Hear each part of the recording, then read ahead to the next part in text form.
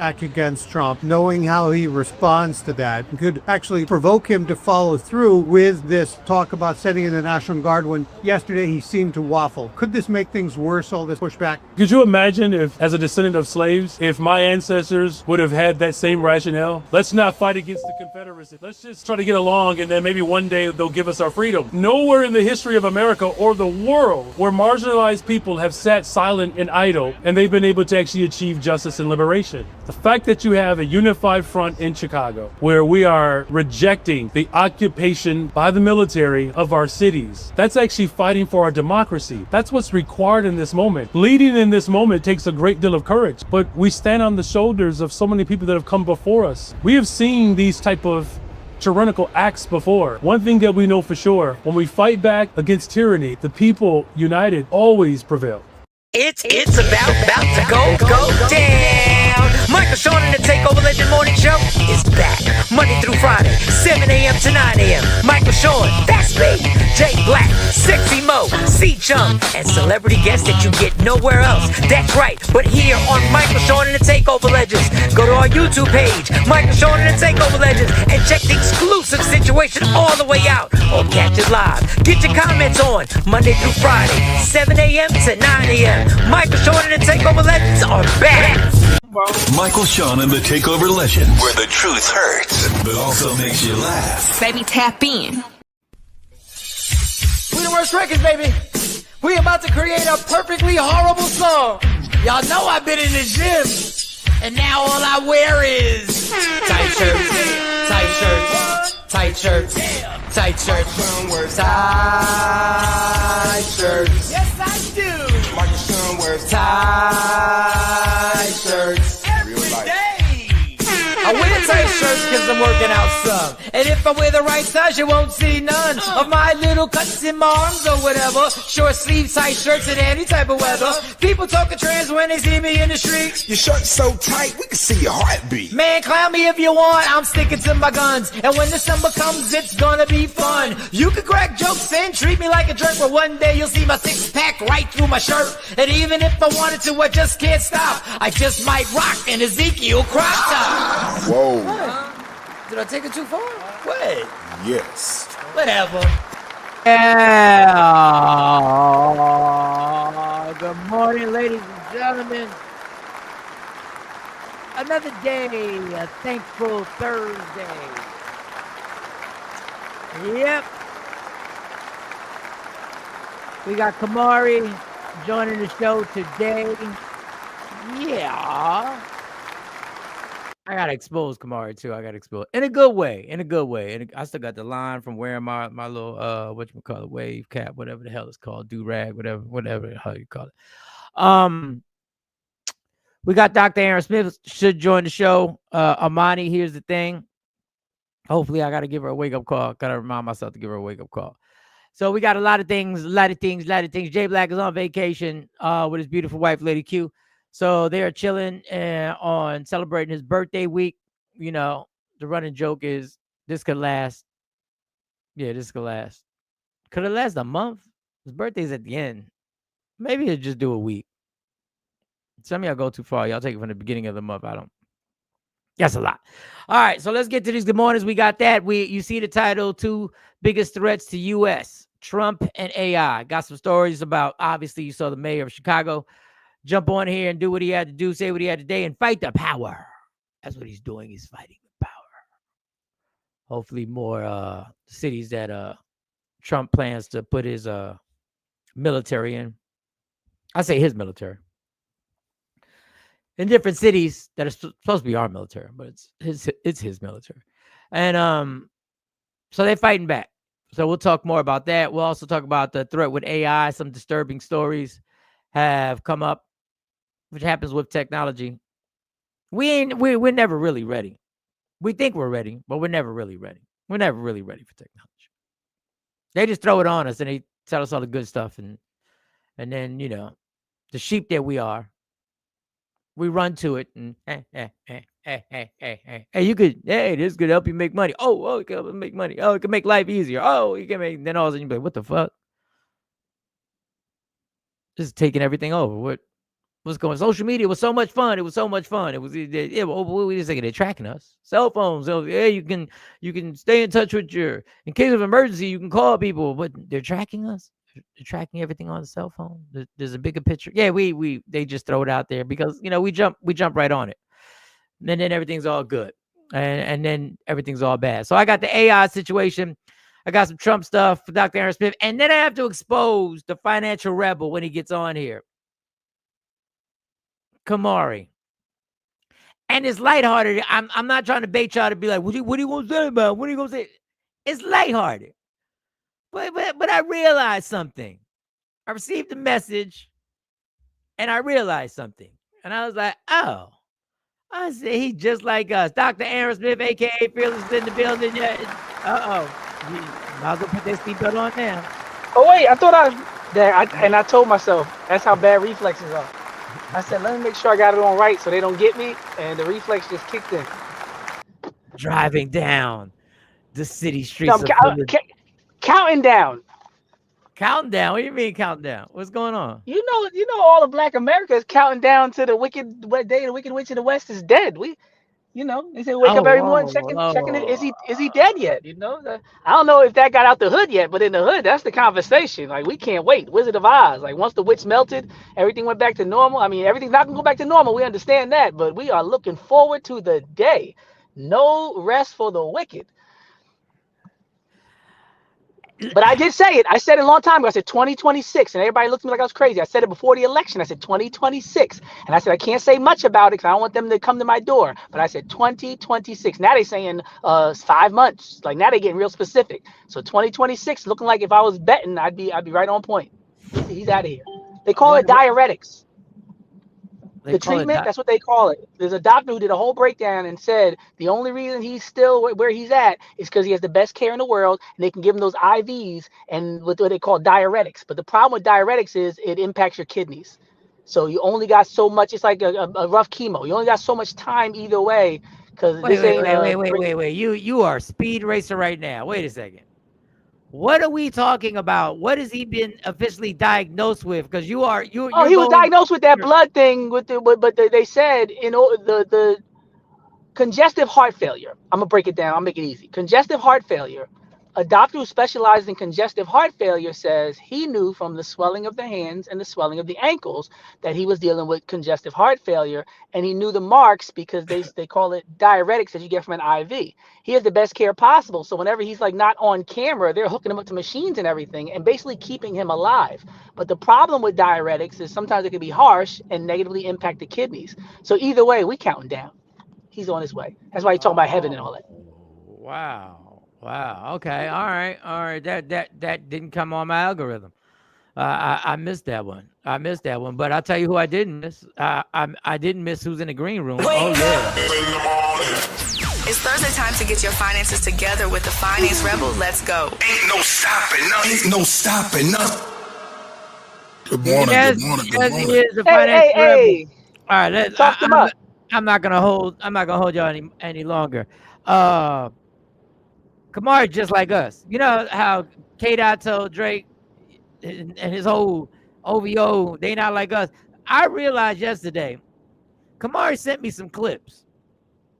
And I realized he just like, this man is immature. This man is immature. In all the best ways. In all the best ways. Guilty as charged. Guilty. Now, he did send me a Black Panther clip that I had, but for some reason I can't convert it, so I have to go through a step to convert it.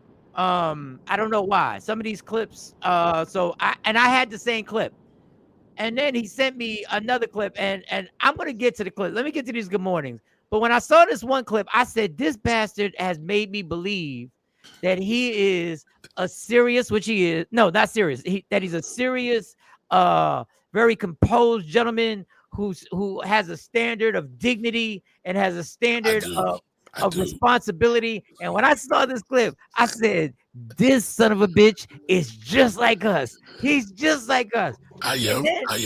Then he sent the video, and he had his version of a comment, but a text, because he was doing a reel to me.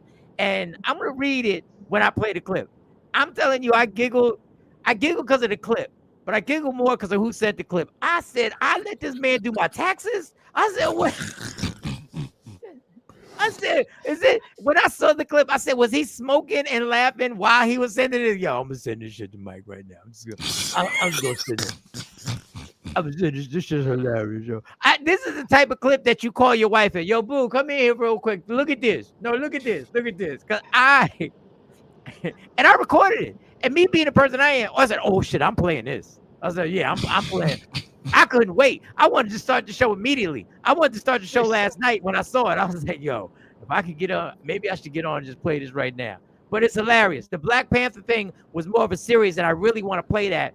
I guess the Black Panther Party has representatives in Philadelphia, from what I saw. Yes. They had a conversation with other black cops. And it was very interesting. I couldn't get it. And I'm going to look to see maybe where I got it from. Some of these clips, they make it so that you can't. They try and make it more difficult so that you can play it. But that one, I'm going to find and do that. I got text messages. After the show. And I love the text messages, y'all. Maybe not Coco's text messages, but I love the text messages. So let me play a nice one before I get to these good mornings. Where is it? And I really want to thoroughly say I appreciate you.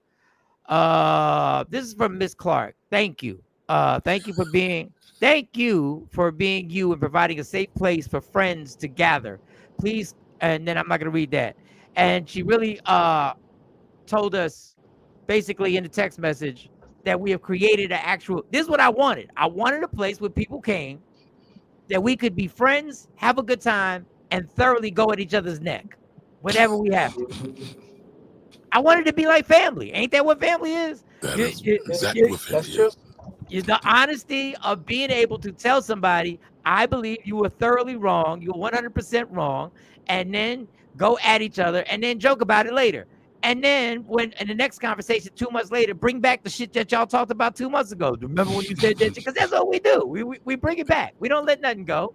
We bring it right back. So thank you for that. Coco sent me a text message. I'm going to get to that eventually. But let me get to these good mornings. If you're watching on Twitch, welcome. I'm not promoting it on Twitch, but we're on Twitch. So if you rock out, if that's your thing, if that's your platform that you are more comfortable with, welcome. Feel free to leave a comment. And we'll read your comments on whatever we're going to talk about and all the various things that go in. There's a safe place, which means you can say whatever I post whatever comment, whether you agree, whether it's in favor of us, not in favor of us, whether you got an attitude with us. Man, we post the bots. You hear me? If the bots got comments, we put the bots up. And we have conversations with the bots, damn it. All comments matter. All comments matter. Yeah, we are family. All comments matter. We are family. Yes, we are. Safe as possible, Ty. Safe as possible. Good morning to everybody. Also, it's a thankful Thursday. We can't forget about being thankful.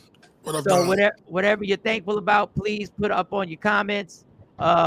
Just put them up there. I'll try and get as many as possible. Don't forget, Jay Black, the ultimate instigator, is not here. He's on vacation for his birthday. So if you're new to the show, honestly, you're gonna have a good time, but you're not gonna see the instigator. You're not gonna see the instigator, and he's good at his job. He's very good at his job. He's very good at his job. Happy birthday and much love to Jay Black, by the way. Happy birthday and to the first lady, Lady Q. Asha Boo, good morning, beautiful people. It's Thankful Thursdays. What are you thankful for? I'm thankful that even with a broken heart and tearful eyes, I can still say God is good. Rest in peace, Jeanette. I'm so sorry to hear that Jeanette is transitioned. Rest in peace.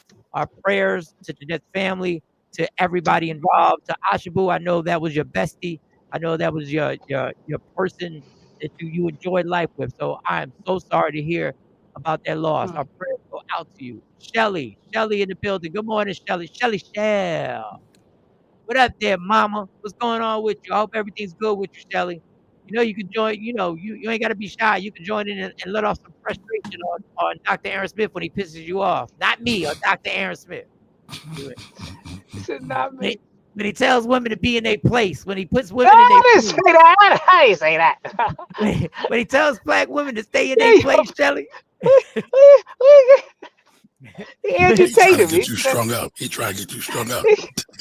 He got me Kevin Samuels over here. Shelly girl, when he says, when he looks in that camera and we put the solo square, and he says, the kitchen in the bedroom, Florida. No, the kitchen in the bedroom. Oh man. Shelly, let them fingers work. Let them fingers work, mama. Let them work. All right. My dear sister-in-law, Janet, transitioned in the arms of her Lord and Savior at 4 a.m. Wow. What a blessing it is to have a true and real friend of love, support, kindness, and amazing laughter and joy. My condolences. Our condolences for real. Our condolences for real. Ashabu, you already know we're going to try and make you giggle right now. So just ride with, the immaturity of Kamari. We didn't know it was that immature, but I'm going to expose the immaturity of Kamari later. I think I know what clip it is now. So mama, get ready to get tickled today. Get ready, mama. I'm so sorry. All our prayers, you already know, Asha, we got you in our prayers. Good morning. I am present. Yes, you are. Yes, you are. You know what, Miss Clark, you ain't told us anything about that relationship that started. I don't know. It's kind of quiet over there, but I'm not saying, just saying it's kind of, it could be good. It could be good. Everybody got those prayers for Ashabu. So, and at night, whenever your set time is, I know I talk to God all during the day. Whenever your set time is by name, be specific, y'all. Be specific. Miss Parker, what's good, Miss Parker? Miss Parker says, happy, thankful Thursday to my favorite folks. I'm truly thankful for a new day and a new chance, period. Ashabu, I'm sorry for your loss. Janet won the battle because she's with the Lord and Savior. Well, you said Lord. I had to Savior, my bad. That's actually it. Sometimes I wonder, and I'm not going to get too deep into this. Sometimes I wonder, we battle so hard to live, and I wonder when the transition happens for us. I wonder when you get to wherever this place is, wherever this transition goes. I wonder if the first thought you have is, why did I fight so hard to stay in that place? I just wonder.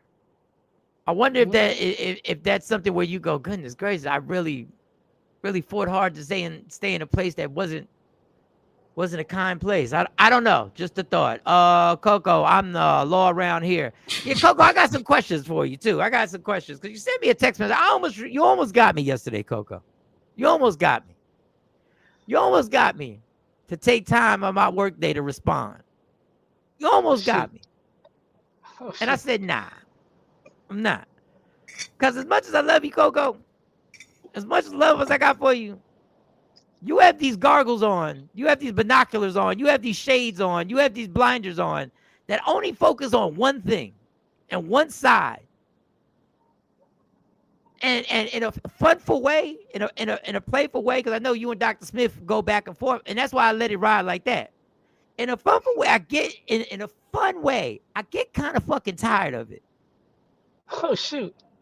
That you only see things through those police officer glasses.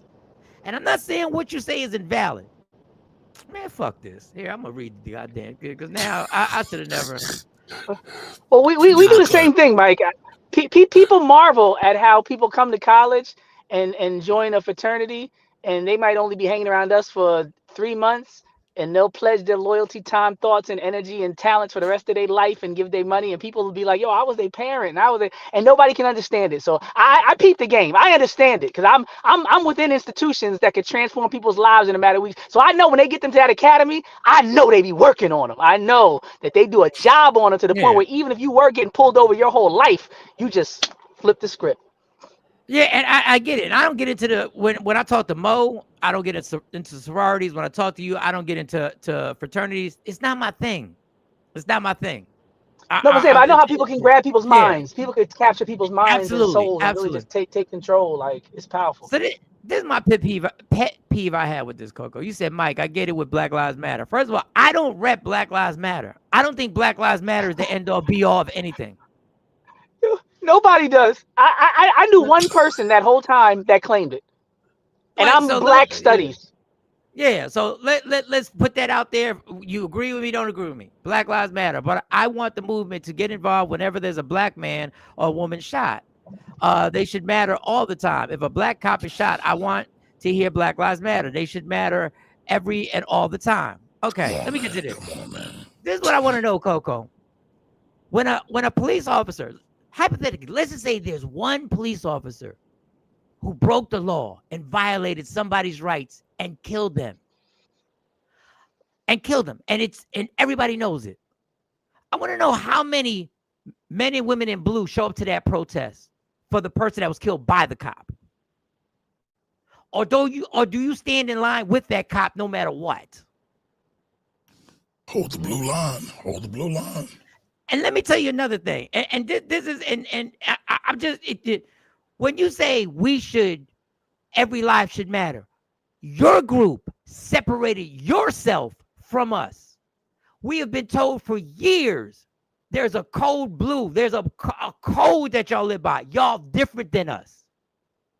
Y'all have always made it clear y'all protect them, your people, before you protect us. If they get charged with something, y'all don't come out and say this person got to go.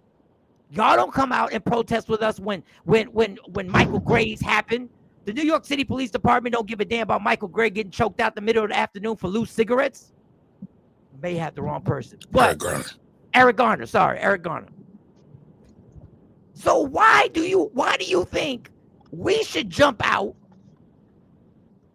and protest for you?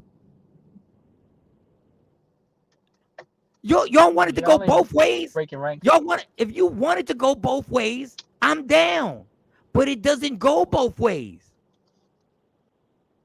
When an innocent man or woman is killed by the police unjustly, y'all don't come out in your uniform and say this is wrong. Or out of uniform, unless you're undercover investigating us. But I know I want it with the uniform. Because that same uniform y'all want us to protest for when you get hurt. So I get what you're saying. Not to mention all the times they cover up a lot of the stories. And so there's no accountability. There's no transparency. And that's a big part of where the mistrust comes in. And you know how much fraudulent shit goes on in police departments around this country. How much viciousness goes on in police departments around this country. So when you guys go to your standard, you don't know what it's like. We don't know what it's like. And I applaud the fact that you guys go out there and risk your lives to save. But other people in your gang use that badge to destroy communities. And you know they do, but you just want us to point out the ones that are the good ones. Well, what do you want us to do about the good ones? What do you want us to do? Throw a parade while other people are getting killed by cops all over the country? How are we defining good? Listen, I don't know how we're defining good. I'm a teacher. I'm a teacher. I walk past a class where another teacher is abusing a child. Guess what? I just became a bad teacher if I don't speak up. That's my standard. I'm in education. It's not life or death. But if I walk past the classroom and I see a 15-year-old girl sitting on another teacher's lap and they're kissing, and I don't go directly as a mandatory reporter and handle my business, I'm not a good teacher. So there's certain things I have to do to maintain the status as good. And part of that is working against those that are not doing what they're supposed to do. So if you're not working against the bad cops, how can you be a good one? Because I can't be a good teacher if I'm not working against the bad ones. That's what I meant.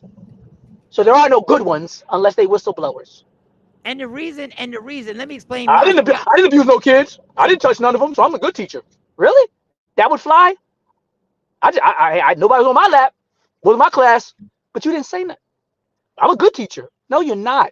You're an accessory according to what they do. According to the law and the police, I'm an accessory. I could be aiding and abetting. I could be interrupting an investigation. I could be, RICO. Ain't that what they do now? RICO? So if I went to the department and I found out somebody was killing black people unjustly and nobody was saying nothing, couldn't I sweep them up in a RICO? Or that's only for Young Thug and Diddy when he's all by himself? Get out of here. Good. And the reason why I don't do this is because I got super love for you, Coco. But it's who did you tell on? That's what you should ask the police officer. Who did you tell on? Who did you report? If you ain't got no list of people you reported, and with all you just named, Mike, if you ain't tell on nobody, if you ain't report nothing, if you still work with them, then no, you're not good. You got issues. Clean up your own house first. Get the beam out your own eye before you point at anybody. You got a lot of work to do before you start sending anything. Send it to the chief. And the reason why I don't speak on this when you guys are going back and forth, because I don't want to make it like we're picking on you. But at the same time, you know the organization that you are part of are killing Black and brown people unjustly around this country. You can't deny that. Cypher said he want to come on the show. He said he want all the smoke. Hey, give him the link. I don't even know how to send that link. How do I send the link? Because Jay always does the link. What do I do? Just they got anonymous tip lines though. A podcast is cool, but an anonymous tip line is better. Report some people, man. Internal affairs. That's the link you need. You can talk to us all day, but until you step up, because I guarantee you, let me catch a teacher doing wrong. Matter of fact, I'll probably lose my job that day. Because knowing how I get down, I probably put hands on him as a father and go report him. And I wouldn't care if you call me a good teacher, a bad teacher, or just a street nigga who didn't know how to control himself. I wouldn't care. I got a standard. My principles are not negotiable. If I see you doing it in front of me, it's up. I couldn't be your partner. So he's probably on his phone. So I can probably just copy and paste the link and send it to him. Let me see. And then I can send it the same way. I got to send Amani the link too. That's crazy. If she wakes up, because I know she got a long day today. Miss Parker. And I say this, and when I say this, I just think that you be one, like, y'all be one people, and I know y'all see it. Y'all on the front lines. Y'all on the front lines. But when y'all on the front lines, y'all also see the bullshit that goes on with the cops. Yeah, sometimes the front lines terrorize the community. Y'all see the front lines. Y'all know the individuals who are notorious that you know about. Y'all have conversations behind the scenes about, so-and-so up to that shit again. I heard he did this or that. Or, there's racism inside your department. They had T-shirts that said "Boys on the Hood" in Philadelphia back before they got caught in that internet scandal on Facebook, where like 150 of them got caught saying racist things every other day. It's not something to discuss. Racist as hell. They got charged by the government, Mike, with Rizzo. They were investigated by the United States government for corruption, labeled the most corrupt police force in the United States. Anybody feel they're playing games? At some point you're just playing. You're trolling now. I give you all the receipts you need. We don't got to go to Move. I ain't even throw Move in it. The most corrupt police force in the United States. Look up the Facebook scandal. Look up Boys on the Hood T-shirts with the black cops resigning because they couldn't be part of it, and other black cops stayed. How you stay? All right. You tell me you were a cop for 20 years. I'm looking at you funny. I'm gonna. I say you're a Catholic priest. Okay. That is all. That's all Dr. Smith's opinion. And this is why. Listen, and this is why I try and fall back. But it's just there are times where I just go like, you don't see a bigger picture. You don't see the other side of the picture. That's all I want. Do you see the other side of the community and their frustrations? As much as you say we're on the front lines and these YNs be doing this and these be doing that, and you see the disrespect I get. You never show me the video of the good people that you say. So if you want us to say they're good cops, aren't there good people in the community who don't deserve to be police like this? No, Pop said it best. He said we walk around with no mission. Will we get along better with the criminals because we black or something? You're not on the front lines. You come after something happens. We're on the front lines. We're the ones with no vest, no partner, no radio, no handcuffs. We're the ones who walk into these buildings. We're the ones who live next to them. We hear the gunshots first and walk outside and see our neighbors shot in the face. Then we call you later. That's not the front line. That's reconnaissance. Don't play with me, man. All that brainwashing goes that way. It don't work this way. I know who's on the front line because I lived here for over 30 years. That's the front line. When you got no gun, no vest, and you walk around at 3 a.m. trying to survive. Now when you got a bulletproof vest on, a shotgun in your trunk, and you're riding around with a team of 50 people on radio. Damn front line. Would you trade places? Take off your gun and your badge and your bulletproof vest and walk through Philadelphia at night. I'll never see y'all do that. When y'all get off work, y'all book it. Went to Turkey to go get a hair plant. Tasha said Jay Black went to Turkey to go get a hair plant. What? Transplant. What Jamilio! You trying to? What are you doing right there, Tasha? Having fun. He'll come back with a shag. He'll come back with a shag. Ducktail. Did he say, did Coco? And if you want to come on, Coco, you can come on.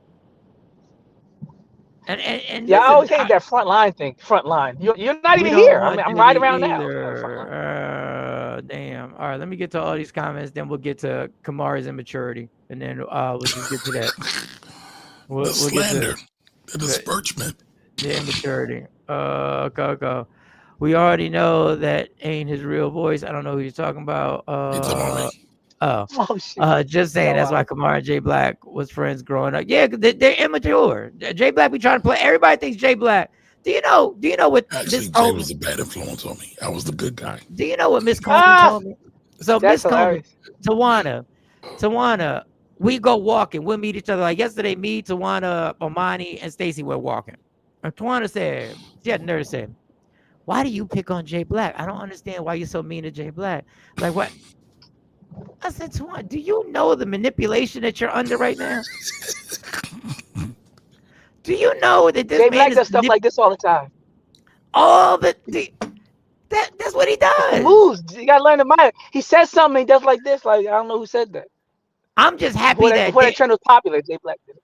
I'm just happy that it's documented on our YouTube show, on our channel, about 4 times that I've got Jay Black out his character to get emotional. I've got him 4 times where he's just because Jay Black, just because he's calm and just because he doesn't raise his voice like me, doesn't mean the shit he's saying ain't the most atrocious, irritating, trying to press buttons, triggering comments that he does it. It's the one who's like, why are you so mean? Do you not watch the show on what he said? This is my best friend in the world. This man knows how to get under your skin. That he's been trained. He's had 30 years of training. I don't know what school he went to, but he had 30 years of training.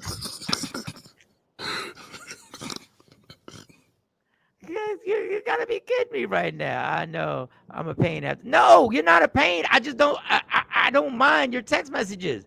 I just think you get mad at people for seeing things one-sided, in your opinion, but you don't see that you see things one-sided. And you know, and I'll repeat the love I got for you, but you know you part of a gang. Like, let's keep it 100. Especially now, they're literally rounding people up and putting them in camps and not giving them due process. They're trying to suspend habeas corpus. Like the whole country, like now is not the time to be like, law enforcement. Yeah, it's hard to make a case right now. Like it's like Rodney King, like that after the verdict. It's like a hard time to really push that narrative to the average person. They're like, no, we scared of y'all. Y'all on the front line snatching people up, and they didn't. It's funny. I was talking to a friend of mine who did several years on the police force. He said he would have to retire if he was on the force right now. He's like, there's no way he can do what's going on. They're rounding people up. My uncle never had to pull his gun. All right, my uncle said he never had to pull his gun. He was captain. All right, everybody work with me real quick. Sidebar. Don Johnson said, what's the name of the channel? I can sub. So I can sub. All right, so the name of the YouTube channel is Michael Sean and the Takeover Legends. Like and subscribe. Got it. Because the lingo I'm still catching up on. So just like and subscribe, Don. I like the name. You already know. I know somebody said it to you. Miami Vice was one of my favorite shows back in the day. Listen, Don Johnson's my guy. Yeah, and I know you're sick of hearing people. I know you're sick of hearing people say this shit. I'm sorry, but I had to because that was one of my favorite shows.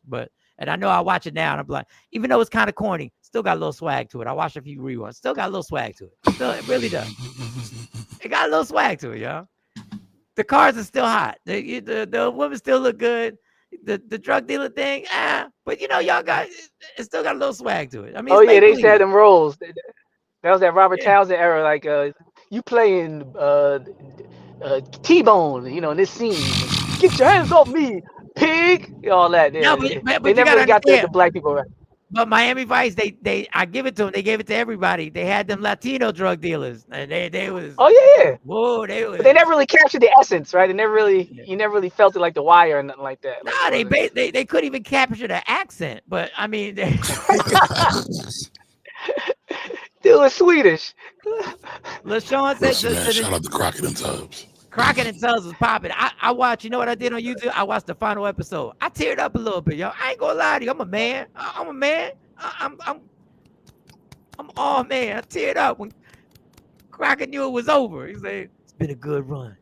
You know, it's always been a good. We listen, we listen and we judge sometimes. Yes, we do. Yeah, we absolutely do judge.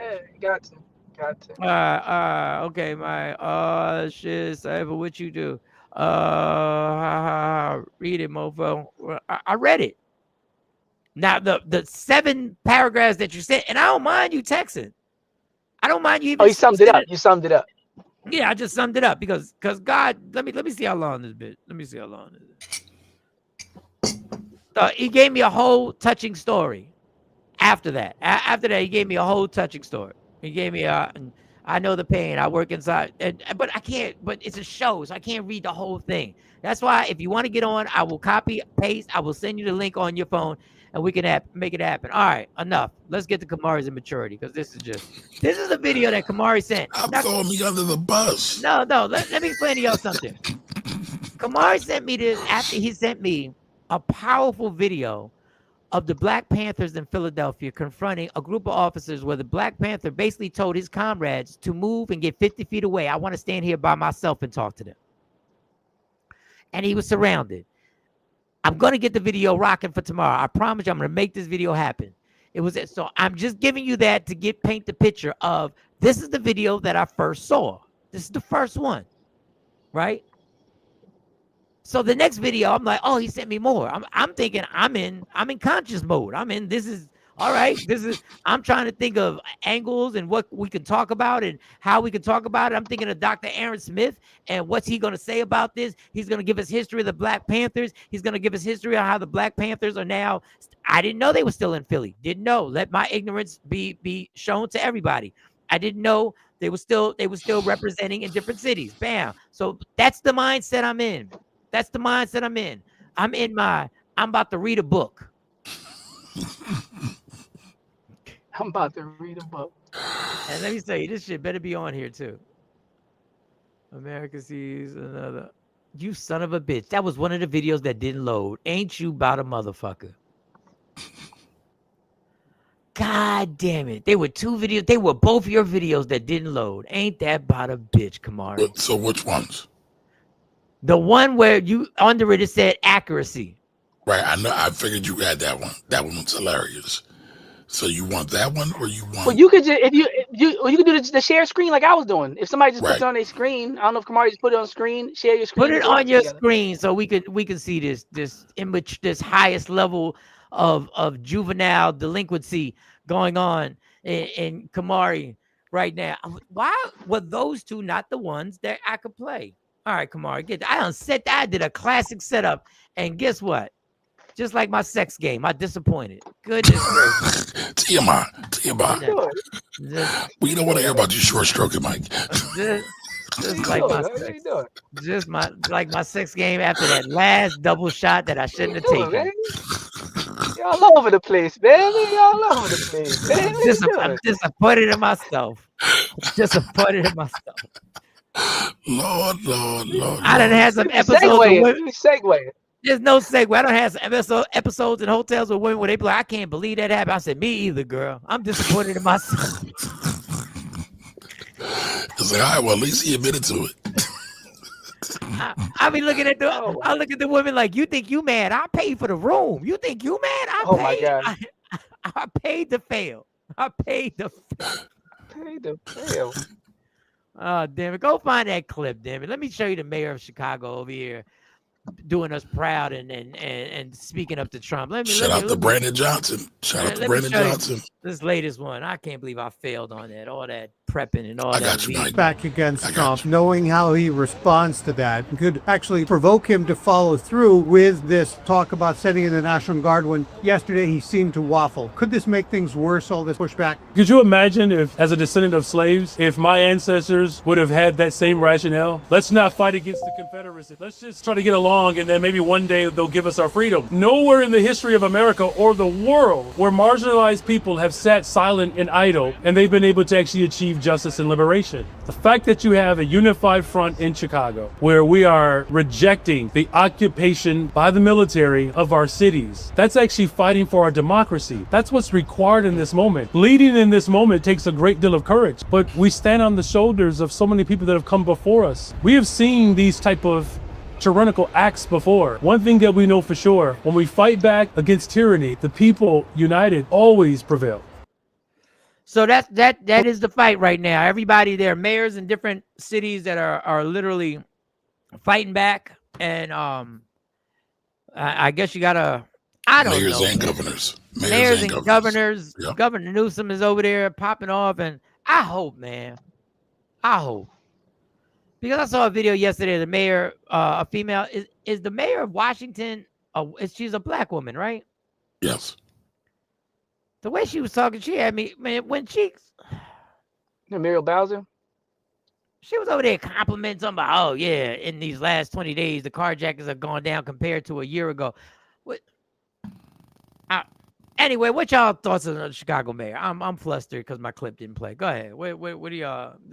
I don't know what's about to happen. Go ahead. I like what Brandon Johnson is doing. I like what Brandon Scott is doing. Right? They're doing basic common sense things to make the community better, and they're pointing out the hypocrisy with this administration's BS policies. Because we all know it's about something else. It's not about what they say it is. It's not about crime. It's about bullshit. Go ahead, Doc, man. Say something, because this should just One thing I noticed that we don't hear a lot of is quoting the Constitution. Whenever they start to infringe upon constitutional rights, they don't want to remind us of what the Constitution actually says. Because when people say defending democracy, what he should have added in was, we have the right to have a well-regulated militia. And that was the point of the Second Amendment, to avoid tyranny. So if somebody starts acting out of pocket and imbalancing those balances of powers, we're supposed to be able to take up arms and organize ourselves against tyranny to protect the Constitution. So when Tupac said it best, when he was like, yo, strap up, every black man strapped, like he was telling us what we really need to do in these moments. If it gets tyrannical, the Constitution said you have the right to have a well-regulated militia. When they say you can't have soldiers in your house, how you gonna prevent a soldier from going to your house if they want to go in your house anyway? Guns, Martin Delaney quote I read and all that. How you gonna prevent, somebody from taking control of the other houses of power, the other branches? How you gonna stop them? Guns. But the last thing they'll tell you in this moment is somebody need to start organizing, let alone shooting, because that's how but that's the good reminder. That's how you got here, right? You got here through armed resistance. That's how you got your revolution. That's how you built your nation. That's how you removed people who are already here. You use guns, but the second everybody else wants to solve a problem, you tell them to march, to sing, and to implement nonviolence. The jig is up. Nobody's falling for it these days. The jig is up. Matching energy. The non-black racism is in the DNA. Don Johnson, never mind, Don. Well, no, enter Don. Don says racism is in the DNA of all non-black people. Okay. All right. I don't disagree. All right. And a lot of black people, because it's hard to avoid it. Coco says, we're out here just trying to keep people safe and trying to serve the community we work on, which is 5 minutes from where I live. You still not gonna address. Yeah, I put the we in quotes because we ain't everybody. Them boys in Bucks County that never had a black friend in their life, they're not out there for that. They're out there terrified. And they're out there trying to civilize the heathen and exterminate the brutes. Wesley, I can't read that. Junior says, get armed. Fearless making me fear him. Coco, here's his response. Also, one last thing. I've been a black man for 50 years who lived in North Philly, Germantown, South Philly. I lived in Philly for 50 years. I still travel through my city, Fearless. Okay, that's his response. Yeah, but when you do that, you're on the front line. That's what I would argue. I would argue when you're by yourself, but you still have your badge and your gun. But I would still argue that's more of a front line than when you got a vest on and you with other people and you can call back up. Like, can you imagine how people would talk in the city if we could just call and in a minute a bunch of cars would show up with people with guns? We'd all be talking crazy. We'd all be tough. That's not front line, No, Wesley said, who is Jay Black? He's a major part of the show. He's on vacation with his wife because he's happily married. So is Kamari. Me and Fearless have failed at marriage. Okay, next. Cousin Ash. Right, Afro Queen. I heard that too. What did you hear? I missed something. I'm trying to keep these, but yeah, he is the head instigator. Yes, he is the lead instigator, and he's quiet. So when you first see the show, you're going to be like, this is the guy that everybody was talking about was the instigator? Yeah. I know Al. All right, I Mike, know the Al. link is in the link's in the chat. Who said I know Al Sharpton? That was funny. What does Al Sharpton? Al Sharpton is That was funny. 79,000 That years was old. funny. Yeah, that He was a said, funny one. That was good. What you want Al to do? Al trying to make sure he's regular. That's funny. That was Look, funny. good. That was a funny troll right there. He That be was a funny casually troll. dropping that a lot. Cypher. Coco says my family What did still we lives hear? here. I missed it too. I don't know. My family still lives here. My mom still lives in the hood. My cousin was shot right in front of me. Y'all talking to the wrong nigga. As you put it, when you say I'm not on the front lines. Listen. No. We said when you're working as a police officer, we clearly said that because they said police officer on the front line, not black people when they're off work. We talked about police officers. Don't shift the narrative. The narrative was police officers always say they're on the front lines. You're not on the front lines if you come after something happens. You're not on the front lines if you have a partner and a vest and a shotgun in the trunk and a sidearm and that's not the front lines is walking in that building with your groceries and your grandmother, and you got to walk around them brothers. That's the front line. Now that's Dr. Aaron Smith. My point. I'm gonna stick to that's why we have separate squares. My squares. That's why we have separate squares. We're not in one square. That my thing is, why can't you ever say what's wrong with your department? Why can't you ever won't get back up? I've been trying to be balanced with this. I let you talk. I let Aaron Smith talk. I'm trying to tell you that you have a look that you want us to believe that it's our bad for feeling that we are victims of unjust policing. And we get tired of watching another video of a person getting dragged, killed, choked, stomped, and then watch another race of people get policed with patience and courtesy. Yeah, after shooting people. Even when they shoot people or take a gun out. That's all I'm saying is let's be balanced on this. And when you ask me why BML or BLM, we don't even know the letters. We ain't ready. Whatever the letters are, why they don't come out and protest, I say, why don't you, the police, come out and protest when a cop does something unjust? You can't ask us to come up and hey, do something you ain't gonna do. Okay. That's my only question. And we're not getting paid to do it. And we didn't take an oath and obligation to do it. And we're not labeled public servants who are obligated by the description of our office to do it. You should be doing it because you're a public servant. We don't have no obligations. We didn't take no oath. But I'll tell you. But I'll tell you why I'll tell you why you won't do it.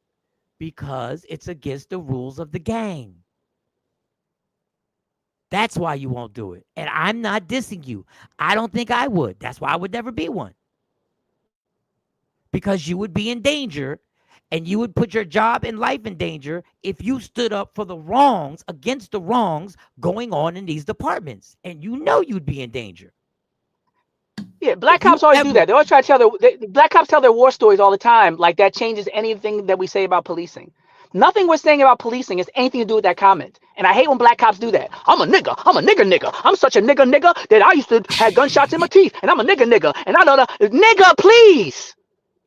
We're talking about when you put on that uniform and you transform it into somebody else. And you support an institution that has nothing that perpetuates the same violence that you experience, which makes it even worse. It doesn't give you kudos. It doesn't give you street cred. You lose all street cred when you put on that badge. So stop playing the street cred game. That just means you know exactly what Mike is talking about, and despite that, you still aren't active the way Mike is saying. That makes you look worse. The closer you are to the pain of the community, the more you should be doing something different. And I don't just mean a different job. Harry, so all that says to me is, oh, this nigga. Remember I said slick or stupid, Mike? Remember I said that last week? I said I gotta find out these people are slick or stupid. I talked about the guy. What's the guy who talked to Candace Owens, the racist guy, with the Mexican name, whatever, the white dude. Remember him? Oh, yeah, he was talking about black. Yeah, Nick Fuentes. I said, I don't know if they really know better or not.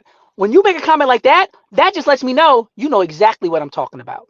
So you know who's really on the front lines. Your family members on the front lines who lost their life.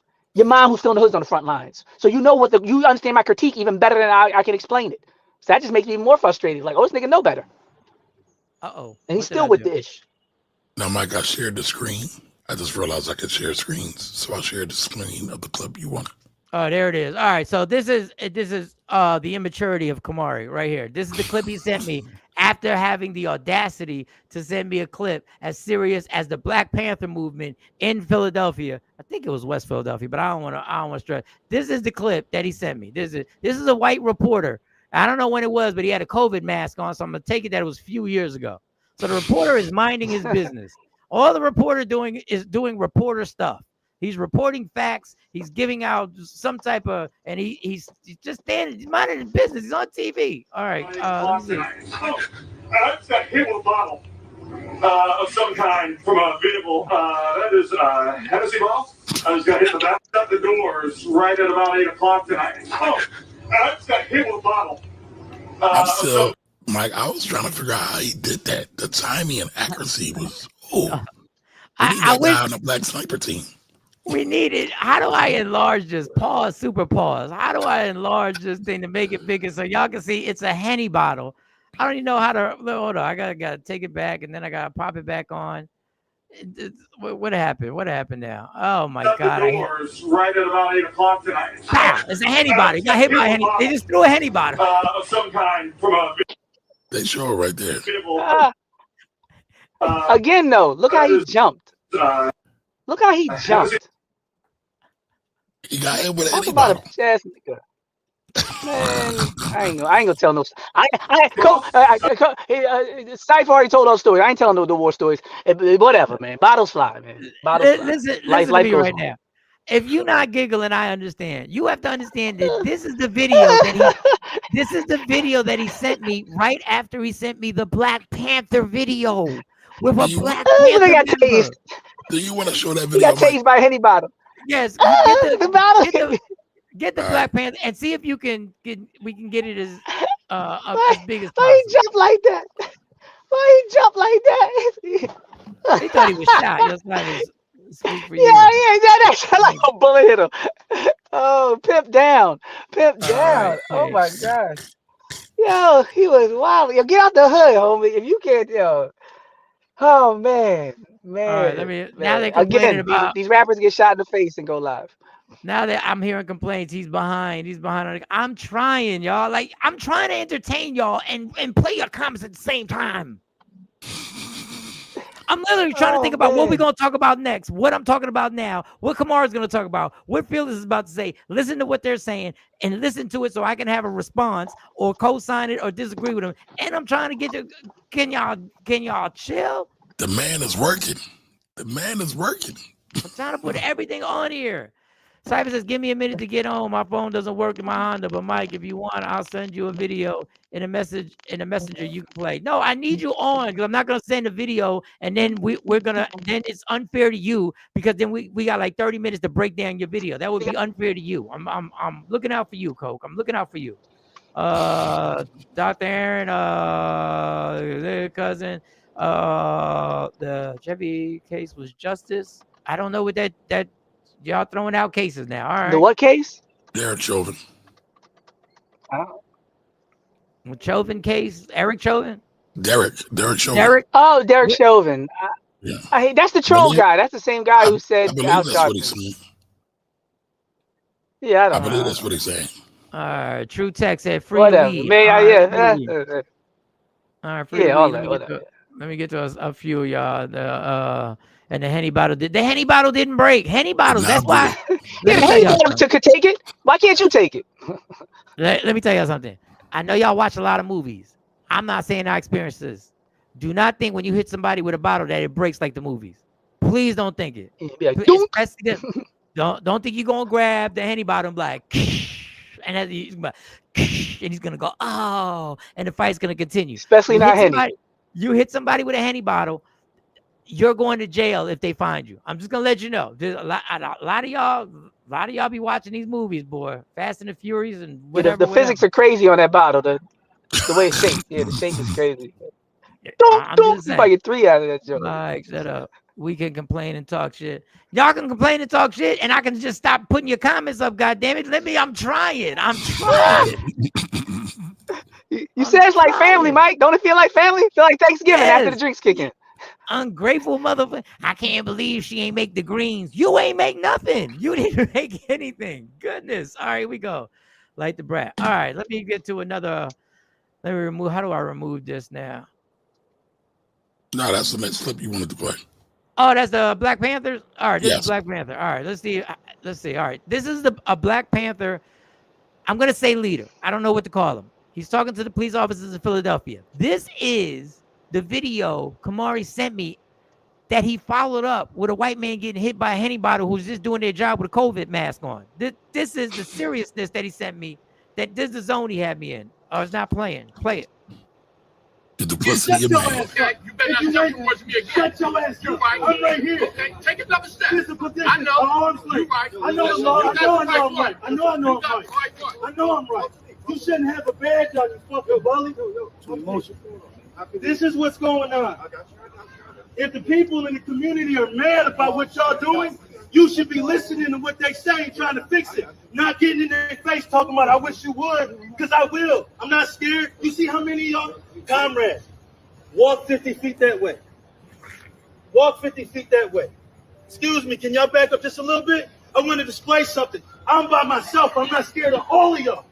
Right? I'm telling you, if black people are brutalized in Philadelphia, we gonna get involved. We don't want to get involved. We want to serve the community together. We want to stop the drugs and stuff together.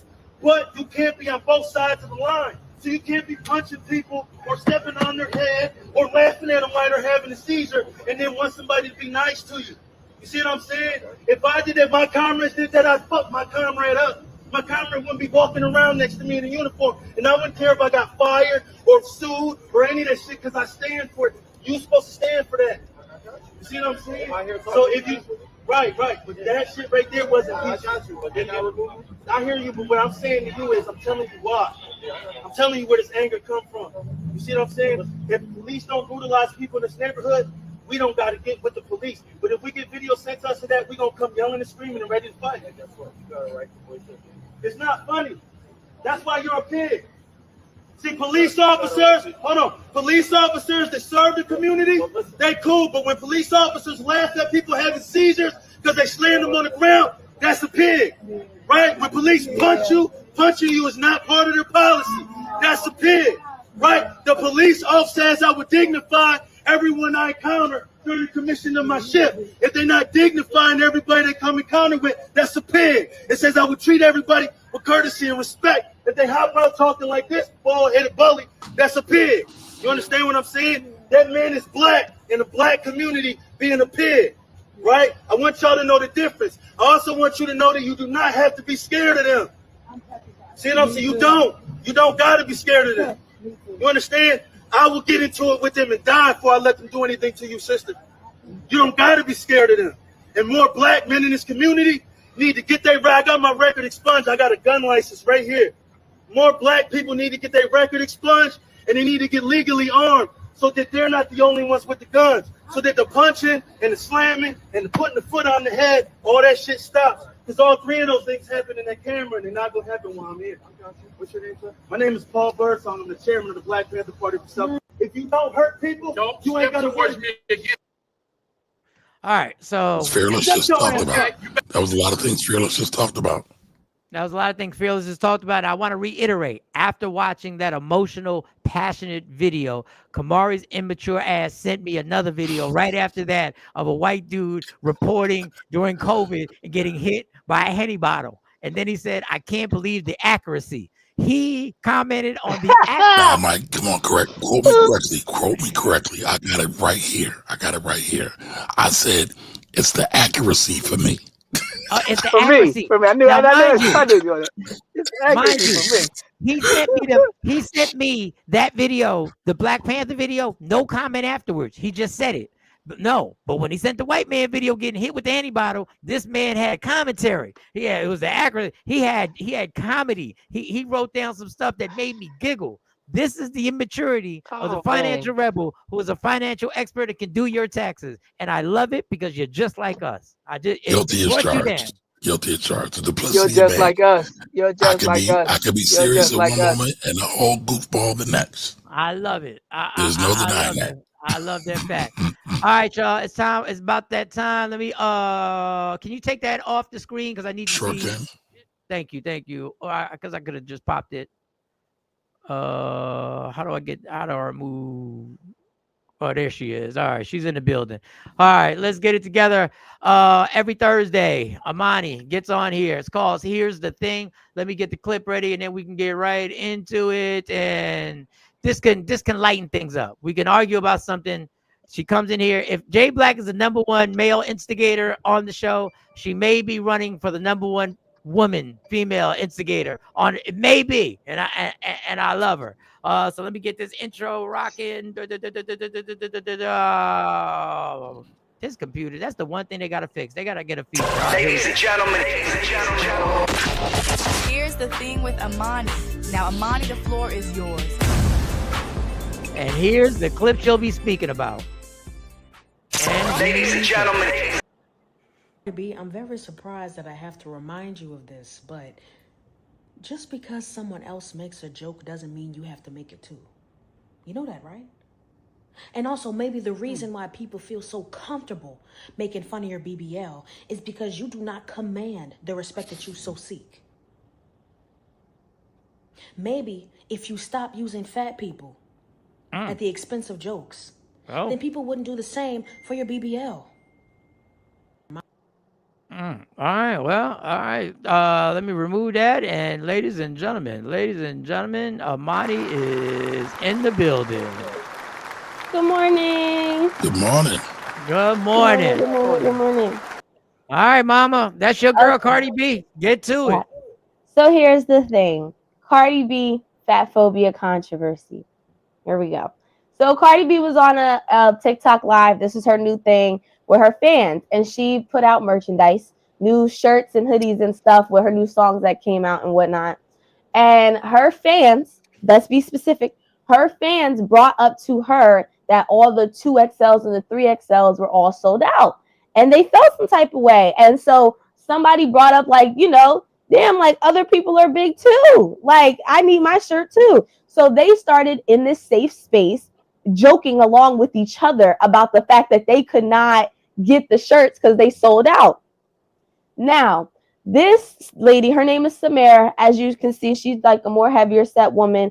Her whole platform on TikTok is speaking up for the bigger community and things of that sort. She actually goes to stores and tries to go at their diversity in their sizes. So she'll go to their bigger sizes and say, this is not actually for bigger people. This is not actually fit that category.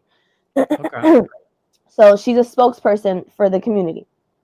Now I understand that everybody wants to get into their feelings and everybody wants to be in their bag, but why over something? It was a joke. It was a humorous joke. It was no hate against it. My biggest issue is there's so many people on this internet trying to purposely push harm out to these other communities that you just decided to speak up when this just wasn't that type of moment. And I'm kind of over the idea of people taking their insecurities and pushing them and projecting them onto other people and into the world. This was just a moment. This was just not her moment to speak up like it typically is. She stepped out of bounds with this one. But we need to also stop taking things so personally from social media. If it wasn't directed towards you, it's not about you. If the shoe does not fit, you don't have to wear it. But when you have such a strong insecurity that somebody talking about something completely outside of you, not thinking about you, not worried about you, and you somehow fill yourself into that context, you are the problem. The same way that Samara made the comment about Cardi B feeling the type of way about people talking about her BBL. Yes, they spoke directly to her, directly about her, and that is why she made a statement. But you don't see her jumping into the other celebrities' comments to defend them when other people are talking about their BBLs and the work that they got done, because it has nothing to do with her. And this is a lesson that all people need to learn. If you believe you're not ugly, somebody telling you you're ugly is not going to affect you as bad as the person who does already believe that statement. If you believe that you are going to be successful and somebody tells you that you are not, it's not going to hurt you as much as the other person who feels that they are not going to be successful. You believing in yourself and having enough confidence and self-worth is going to mean more. It's going to have people's words are going to have less of an effect on you, and they're definitely affecting this girl Samara. She also brings up the fact that she brings up 5 or 6 different books about fat phobia, which to me, all that means is that you really truly believe that people really hate people just based off of the size that they are. And you are consuming that hate and starting to really believe that every little thing somebody might say to you is fat phobic. Every little thing that might happen is against you. Everything that might happen, you're programming yourself to take in the hate, to take in the negativity, instead of building yourself up from all this quote unquote research that she does. But you really just hate yourself for where you have put yourself in your life. And you don't you don't like people calling you out or things that are similar to you about it, because that makes you have to deal with your real problem, the true problem. Another part of this is Samara's community fans also ate her up in her comments, just letting her know, like, hey, it was not that serious. We are not on your side right now. Like, you really took something that was supposed to be a safe space of bigger people making a joke and turned it into this person's fat phobic and you hate fat people, and making just a huge debacle out of a situation when people are very upset about this because they feel like the world's on fire right now and you're just pushing more hate and negativity. And that's the thing. All right. Let me tell you what I got from this. And this is very selfish of me. This is very selfish. I didn't know when I was fat that I was part of a community. I didn't know. I didn't know I had a community. I didn't know. And I just want to say this. I don't think it's a big deal, but I'm sure somebody like, what's her name? The girl you talked about turned it into a big deal, and I get it. But I want to tell y'all, and because you're the only representative here, Monty, for your generation, you're the only representative here, and you're the only, so you have to take this on. Y'all brought this shit on yourselves. Y'all, everything has become, and not you personally, but your generation has become, everybody's a community. Everybody has a sense of sensitivity. I can name anything, and if it's taking y'all and I hate the saying safe space generation. The safe space. Everything ain't a safe space. No. Like I don't know there, and I think one thing I agree with is there's a deeper problem. There's a deeper sense of the pain that a person who's big who can't lose the weight goes through. Yeah. And I think this girl is manipulating that into her angle. I don't know. You get it right. It's all for views and likes. That's it.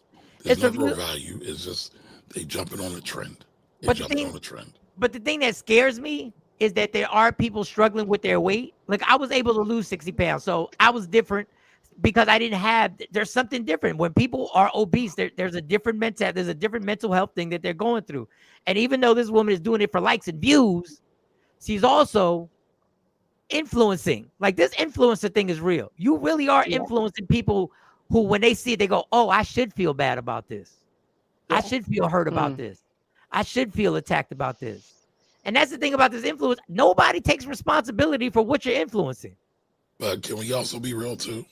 Cardi B plays into this. This is part of her shtick, right? This is what helps her stay viral and relevant. And she's shocking. She plays both sides of the fence like that. I have to butt in just with that one, only because this girl Samara made multiple videos, and we didn't get everybody's like, Cardi, respond, say something, like please, like she can't just keep going on these tangents trying to make you seem like this hateful person. And all that Cardi B came on and told her was to shut the fuck up, and it is not that serious, and stop talking to her.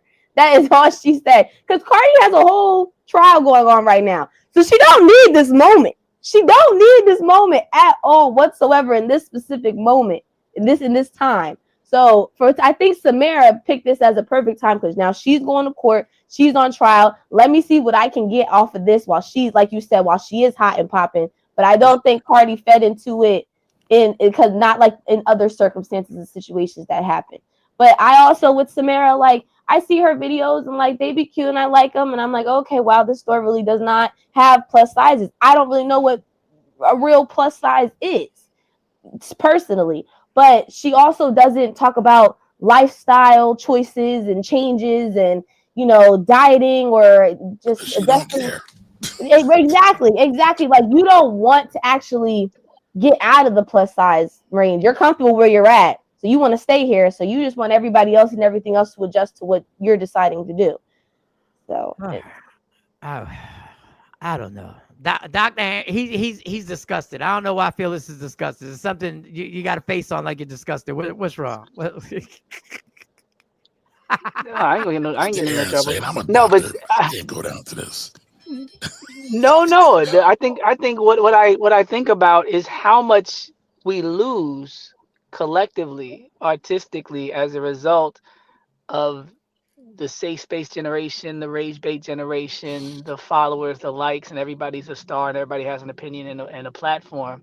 And I just think of just artists in my generation. The reason why we don't have a bunch of Maxwell albums, the reason why we'll never get another Lauryn Hill album, is Lauryn said it in Rhyme and Reason. She said, I love the music, I love the fans. It's the people in the middle and she said it. Rhyme and Reason is the movie. You can watch Rhyme and Reason. Lauryn Hill said, this is the problem. You want to know why I'm late everywhere, why I disappear, why you don't get another album? This is why. So when I think of Maxwell, D'Angelo, Lauryn Hill, the reason why you Sade every 20, 30 years, the reason why is a lot of people are like, I can't do this. And there's so many brilliant artists that we would have so much more great art from, but they know that with that creation of art and that promotion of art, it comes all this other stuff. And a lot of people, when they reach a modicum of success and they're living good and they're able to just do their art and not worry about, they just stay away. And that's what I thought about. I'm like, this is why people stay away. Because the Sade's and Lauryn Hills are watching this and they're like, this is why. Even Cardi, that's why her album didn't come out for 5 whatever years. Because it comes with all this other stuff. It's more court, it's more haters, it's more nonsense. And I just wish people would allow people to be artists. Not so much with this Cardi situation, but just in general, made me think this is what people see and makes them stop from being as creative as they can. Especially in a time where we need these kind of anthems to heal our nation and our world. We need the music. We need the creatives to do what they do. But they're always bogged down in court and online in spats. So it's just unfortunate that everybody got an issue with everybody, especially when they got some money and some creativity on the platform. Shout out to Cardi though. Free Cardi early. Don't even block her up. Don't even block her. Look, I'll say it, and then we'll end it on, we can end it on this. Let somebody has something else to say. The problem I have, not the problem, but the problem these artists face is that the same way they manipulate social media, they get mad when social media manipulates them for their likes and views. So if you want to play in this game where you want to manipulate your loyal followers, because Cardi has loyal millions of people who rock with her, but she plays the game on social media. So when somebody flips what you're doing and plays the same game for their benefit, I really don't feel bad for these artists now. Because y'all be playing with people in our faces all the time. Like y'all be for me it's not the Cardi, it's the people watching. Like I said, it's not Cardi, it's not those people. Like I said, some people double-edged sword. To me, I'm thinking of all the artists that I know are watching this from the sidelines and like, that's why I don't even do music no more. But that's the thing. Like you hear people say stuff like that. This is why I don't do it anymore. I'm not even mad about nobody and trying to get their viral moment. I get bothered when you start putting the title of a hateful individual onto people for that reason. When you start calling somebody homophobic, when you start calling somebody transphobic, when you start calling somebody racist or fatphobic, that's my problem. Like when you take it to this other extreme where now you're trying to go viral off of diminishing somebody's character, and not in the way of they're not talented, they got no money, they're ugly, but in a way that's actually so real. And with the world and how sensitive it is right now, you just can't be throwing around these things. You just can't say that. You cannot do that. Like, be like, okay, you feel like people are fatphobic. How about I just feel like you're big as hell, okay? And if you don't like it, do something about it. Like, I'm not gonna press nobody about them being big. But guess what? If I'm sitting on the bus with somebody and it's a 2-seater and I'm struggling, okay, yeah, I might feel some type of way. Or if I'm trying to buy my clothes, I wear a small and a medium. Why is it that now this is the problem? People want to call it fatphobic, but realistically, it's just people getting comfortable in being unhealthy and living in this lifestyle because now all the women are downsizing because it's acceptable now to be 100, 200, 300 pounds over your average weight size, and your BMI is higher than what it's supposed to be. So you're downsizing in your clothes. So now I can't fit my clothes because you don't want to wear the clothes that are for you because you feel like that's fat phobic for you to have to wear the size that you are. All right, now everything you said about labeling somebody hatred and labeling somebody homophobic, I totally agree with that. But I just want to, and we'll stay. And I know you got a Cardi B clip. I just want to say this about Cardi. You like to play in the mud. Yeah. You like to play in the mud. Yeah. Don't complain when you get caught up in the mud. When you put your husband and you and your husband go publicly and y'all embarrass each other and y'all want to play in the mud, you just downgraded the standards that you set how people are going to come at you because you want to play. You can't play hood bitch and then try and get classy chick respect because we're going to play. I don't feel like she knows that. Yeah, I think she's been accepted that. I don't think she's trying to get the classy chick anything. But she accepts it to a point, and then she'll get on social media and then try and be serious about something, and then try and get us to be like, let me take her serious. I'm not taking you serious because you play in the mud all the time. I don't know what to believe from you anymore. No, this is not one of those situations that she's taken. Like everybody's so right on how she's done things before. That's why this specific one I brought this up because it's just a whole different vibe to it. Like she's not even reacting what we're typically used to. She's not even, you know what I mean? Like this is really somebody trying to make something out of dust. No, and you're absolutely right. But the creation of it is that we can't. Right. The reason why it's accepted is because of what Cardi has presented. Yes. You can't erase all that. No. So once you say this about Cardi, I agree with you. This is nothing. This is nothing. And this is like crumbs. I shouldn't say that. Not crumbs. Fat phobic. Dust, not crumbs. But that's another thing. But that's the thing too. Phobia means fear. Nobody's afraid of your fat. No, nobody cares. In our reality, like nobody cares at all whatsoever. I honestly don't even know if I 100% truly believe in somebody being fat phobic because it's like, I mean, I feel like people can be because people always take everything to an extreme, always with their hatred and what they don't like. But I just couldn't see people really disliking somebody or hating somebody just because they're big. My issue is when you want to talk about a woman who's saying, oh, because you don't demand respect and you don't this and you don't that. You don't respect yourself, clearly. Because you don't take care of yourself appropriately. So how are we going to talk about respect? So you want me to play this clip, Kamar? Is that because you got this Cardi? All right, we're going to add it. You fat fucks. Clearly, you guys are fat as fuck. No Chick-fil-A for y'all. All the 3X sold out. Yo, the 3X sold out like in 20 minutes. Now, knowing that my fans is fat, I can't even make fun of fat people no more. That was absolutely hilarious. Absolutely. In that short amount of time, I laughed 3 times. And it's like, wait a second. No Chick-fil-A for y'all. No Chick-fil-A for y'all. Now, so basically, the girl trolled her. She trolled right back. Now, let's be clear. And I have to push back. There are people in this country. Bigger people get treated differently in this country. Now, that I know for a fact. Yeah. Because if it wasn't true, you said for a fact. I didn't say that. You said that for a fact. No, I didn't say for a fact. Oh, I'm about to say, Mike. I did not. You're fat phobic out here. I did not say for a fact. That I know for a fact. I know for a fact. No, you said fact. You said fact. No, you already know when a big person comes on an airplane, they get the looks because they know. Please don't sit next to me. Because you already know. So we can't say they don't get treated different, and we can't say that they're not looked down upon. They are. They're people don't understand that somebody who's in obesity, who's suffering with that, it's a sickness. It's something that they're going through, and they are looked. That's why we don't put them on covers. That's why I think there's a difference between being big and then being obese. Obese means you don't fit the airplane guidelines to fit within this seat. Big is just you just a little heavier set. You just a little, you know what I mean? You're like you're more thick boned. You're that's all that is. You're just a little thicker. There's a difference.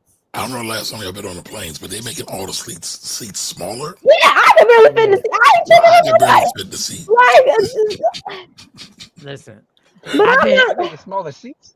I know they're making smaller seats. Listen, I ain't gonna lie to you. I sat next to somebody. I was in the middle, and the two people next to me were very, they were bigger than me. I'm just gonna say they were bigger than me. They were and we sat very close to each other. When we got off, we were definitely in a relationship because that's how tight we were in a relationship.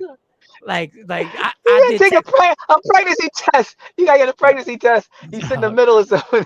I saw this TikTok, and it was basically this woman from Japan talking to this group of bigger people from the UK, and she had explained that this is the first time she's ever seen this many people this big, because in Japan they believe in harmony and their society is based on harmony. So you being a bigger person, you're drawing too much attention to yourself. You're disrupting the harmony. You overeating at a table when we're supposed to be peaceful, you're disrupting the harmony. And they were sitting there like, oh, wow, oh my God. Oh.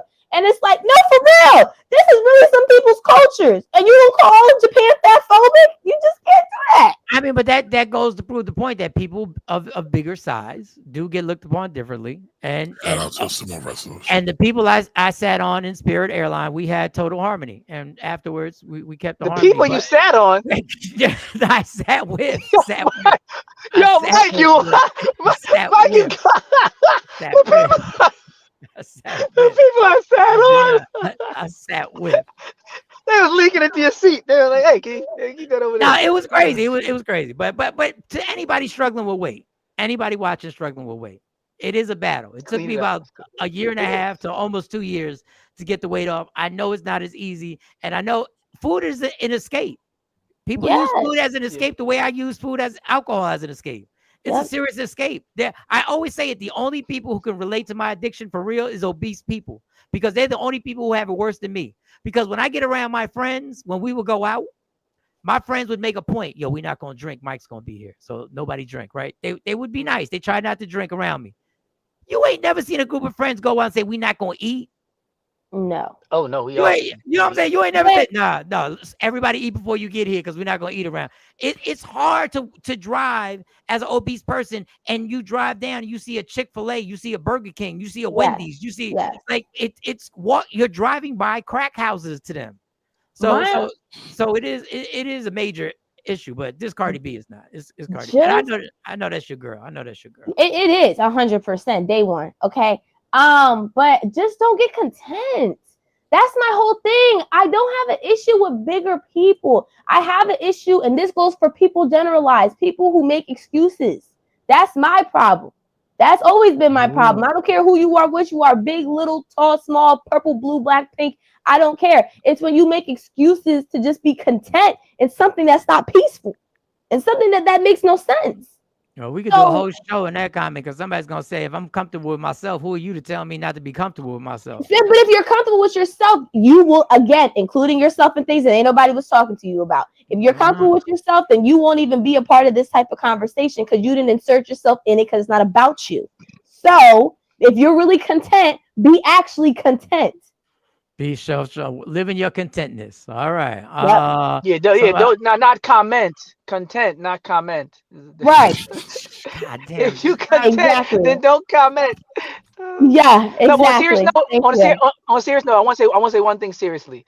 There's a lot of people who do have serious bouts with food addiction and even like bulimia. There's situations where people aren't big, but they have serious food issues. So I know there's people that are listening that are like, it's not just obesity. It's not, the food isn't just what you see, right? There's a lot of people who really struggle. Like you said, the crack house comment, Mike, there's people who are not big who seriously struggle with food and body dysmorphia and food addictions and bulimia. There's a lot of things that go on, not just beyond emotional eating. So I'll shout out to people who are not big, but still really, really struggle with food quietly and privately, because they do exist. And Dr. Smith just cleared up every last joke that he had that he was so tickled about. He just cleared up every last one. And that's as a matter of fact. I mean, fact. As a matter of fact. All right, girl. Well, thank you for calling That's the thing. Amani will be here every Thursday. We're trying to get her. Right.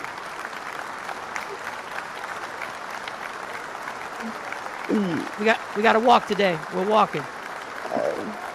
Yeah, don't look like that. We're walking. That's so dope. That's so dope. But after all that in shape talk, you said you walking. She said, Yeah. But I love that Mike's walking with his we daughter. all It's so guilty. dope. Oh yeah, that's dope. That's dope. Quality time and nature time. Quality Yep. nature time. That needs to be a new phrase. Not just quality time. Quality nature time. No, I ain't gonna lie to y'all. I'm gonna be corny for a second.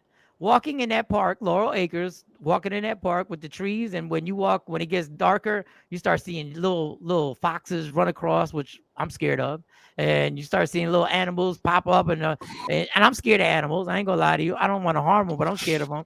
But it does make you peaceful. It does put you in a different place where you get away from all this ruckus. And I've said this before. I see everybody of every ethnicity there. And we're just walking. Yesterday, I had the co-parents of Stacy was walking, Monty was walking, and Miss Coleman was walking. We were all just walking. It felt good. I went home. I slept good.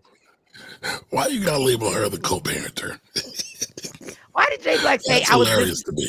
That's the name she brought up, so I run with it. We co-parent. Y'all in a whole relationship. No, we're actually not. We're not. That's what Jay can't. Jay was like, nah. There's been nothing intimate in years upon years. You know, intimacy is not just sex. There is an emotional relationship going on there, Mike. You're going on dates to New York. I'm single, so I can play these games. I'm single. Now, if you ask me, could I do this if I was in a relationship? You'd have a good point.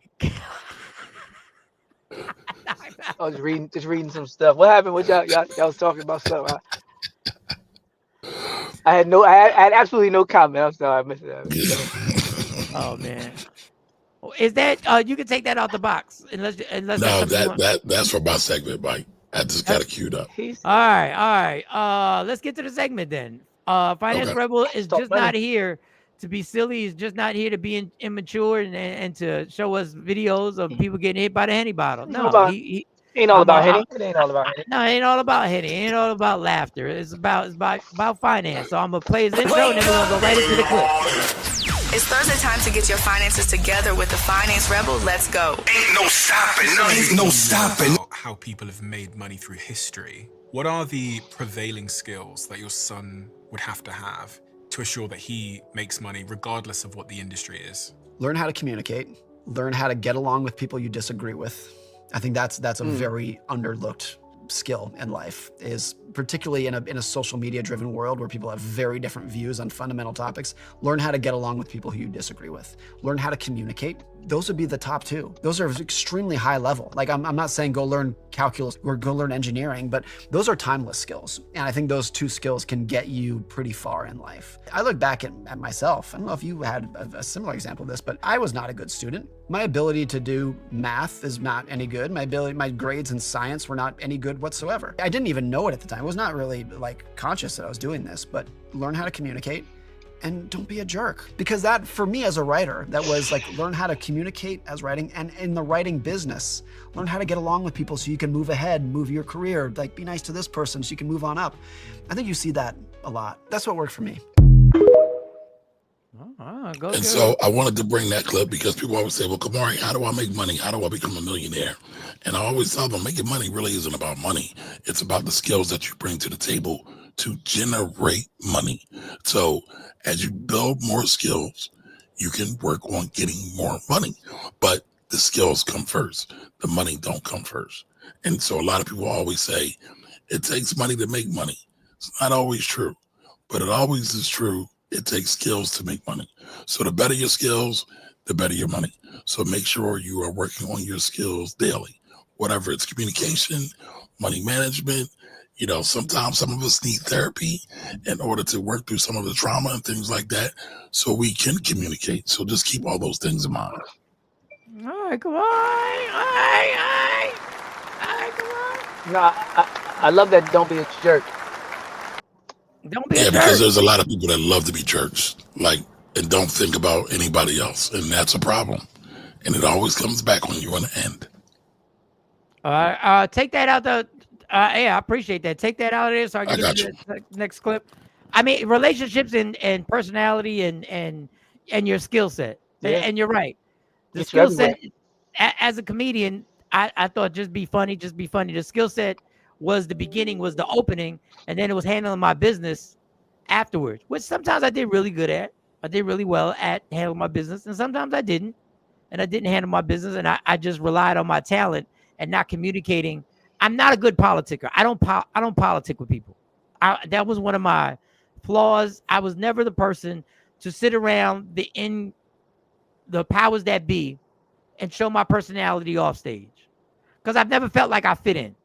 Like, that's always been a personal thing for me. That's why I've always created my groups of people. That's why I created the Takeover Legends. That's why I created the group that I hung out with, the 3 or 4 man group that I hung out with in high school.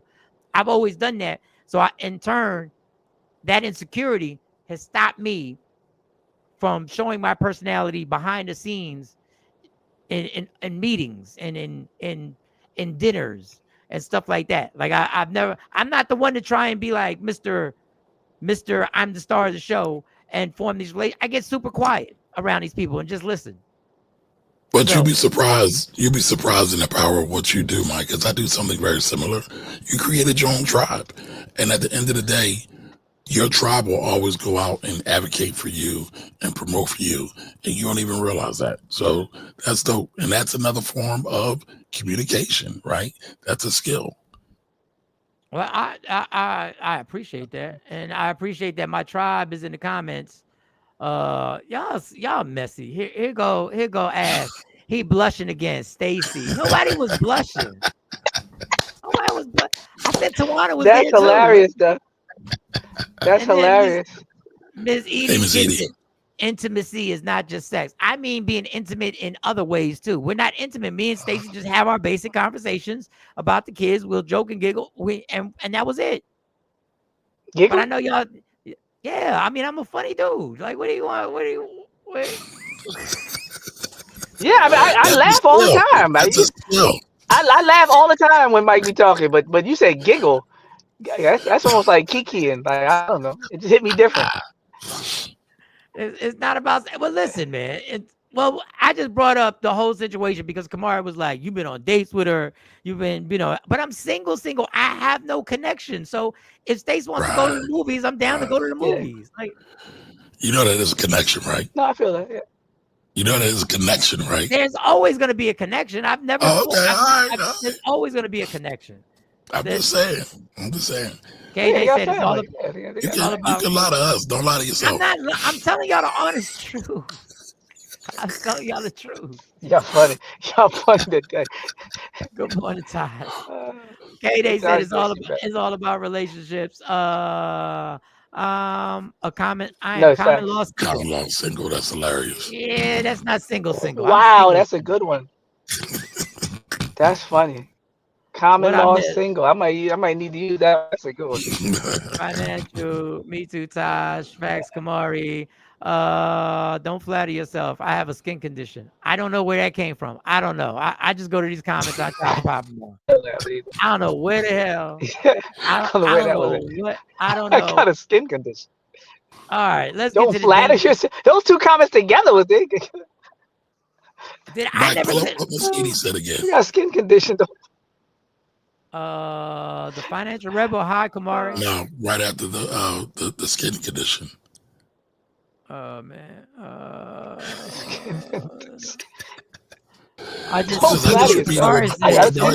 Mike, intimacy, right? You are connected. Well, I wasn't coming for you.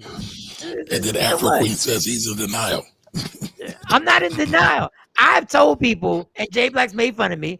If she calls, if I was in a relationship and I saw her number come up, I'm answering the phone. That's just the respect that I have. The woman and my kids. Like I'm picking up the phone, and my phone only works on speaker. My phone is messed up, so you're gonna hear the whole conversation. Like I'm not. Say, "Hey, boo," you don't. Phone is single. She has never said, "Hey, boo." She has never said, "Hey, boo." You got a single phone only on speaker. My gosh. Hold up. I guess the question would be: is that the only reason you would pick up? Here you go, Tasha. Comments be all over the place because you're reading them an hour late. All right, I'm gonna let y'all keep taking stabs. I'm just gonna let y'all. The comment section is on fire today. I ain't got the fucking energy. They time sensitive. They Well, they're time sensitive all the time. No, don't mention. Don't mention the comment. Look, he's temperamental today. Don't mention the comments. Will you answer a FaceTime call? Yeah. She said, will you answer a FaceTime call? Yes. It's a whole nother level. So somebody sitting with you at dinner or something, and y'all giggling, and you be like, hold on a second. Hey, Stacey. Here you go back. This is what y'all don't know about being single. This is what y'all don't know. I have no fear of answering a FaceTime call from Stacey because I know what our conversations are about. So I know the person next to me is not going to hear anything crazy. See, y'all, not talking about y'all in the squares. Y'all be having the bullshit y'all be having the bullshit going on. Y'all be like, come on, this is a co-parent or whatever. But y'all be talking about inappropriate stuff that y'all know the other person wouldn't agree with. That's why you can't answer it on speaker. I can answer it on speaker. And if she says something I definitely can. I own that. And if she says something inappropriate, I could literally say, yo, what's wrong with you? You ain't never talked like that before. What's going on? Like I could address it without putting on some actor skills and anything like that. Why y'all got me explaining this shit?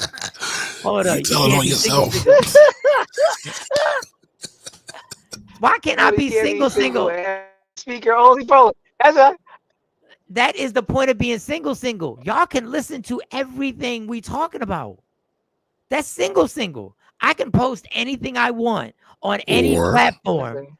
I'm single, or what? Or you're just comfortable with having that conversation with her. Yes. Y'all are that comfortable together. In front of everybody. Yeah. Some of y'all comfortable having conversations with people, but y'all ain't comfortable with somebody listening. I'm comfortable. I'm hell no. That shows a true bond. It's a bond. I've never denied that. Wait, you answered the call. You don't think the person you're with will assume you're still smashing? I'm single. I don't care if they assume. See, y'all don't get this single thing. I don't give a fuck about what you're thinking.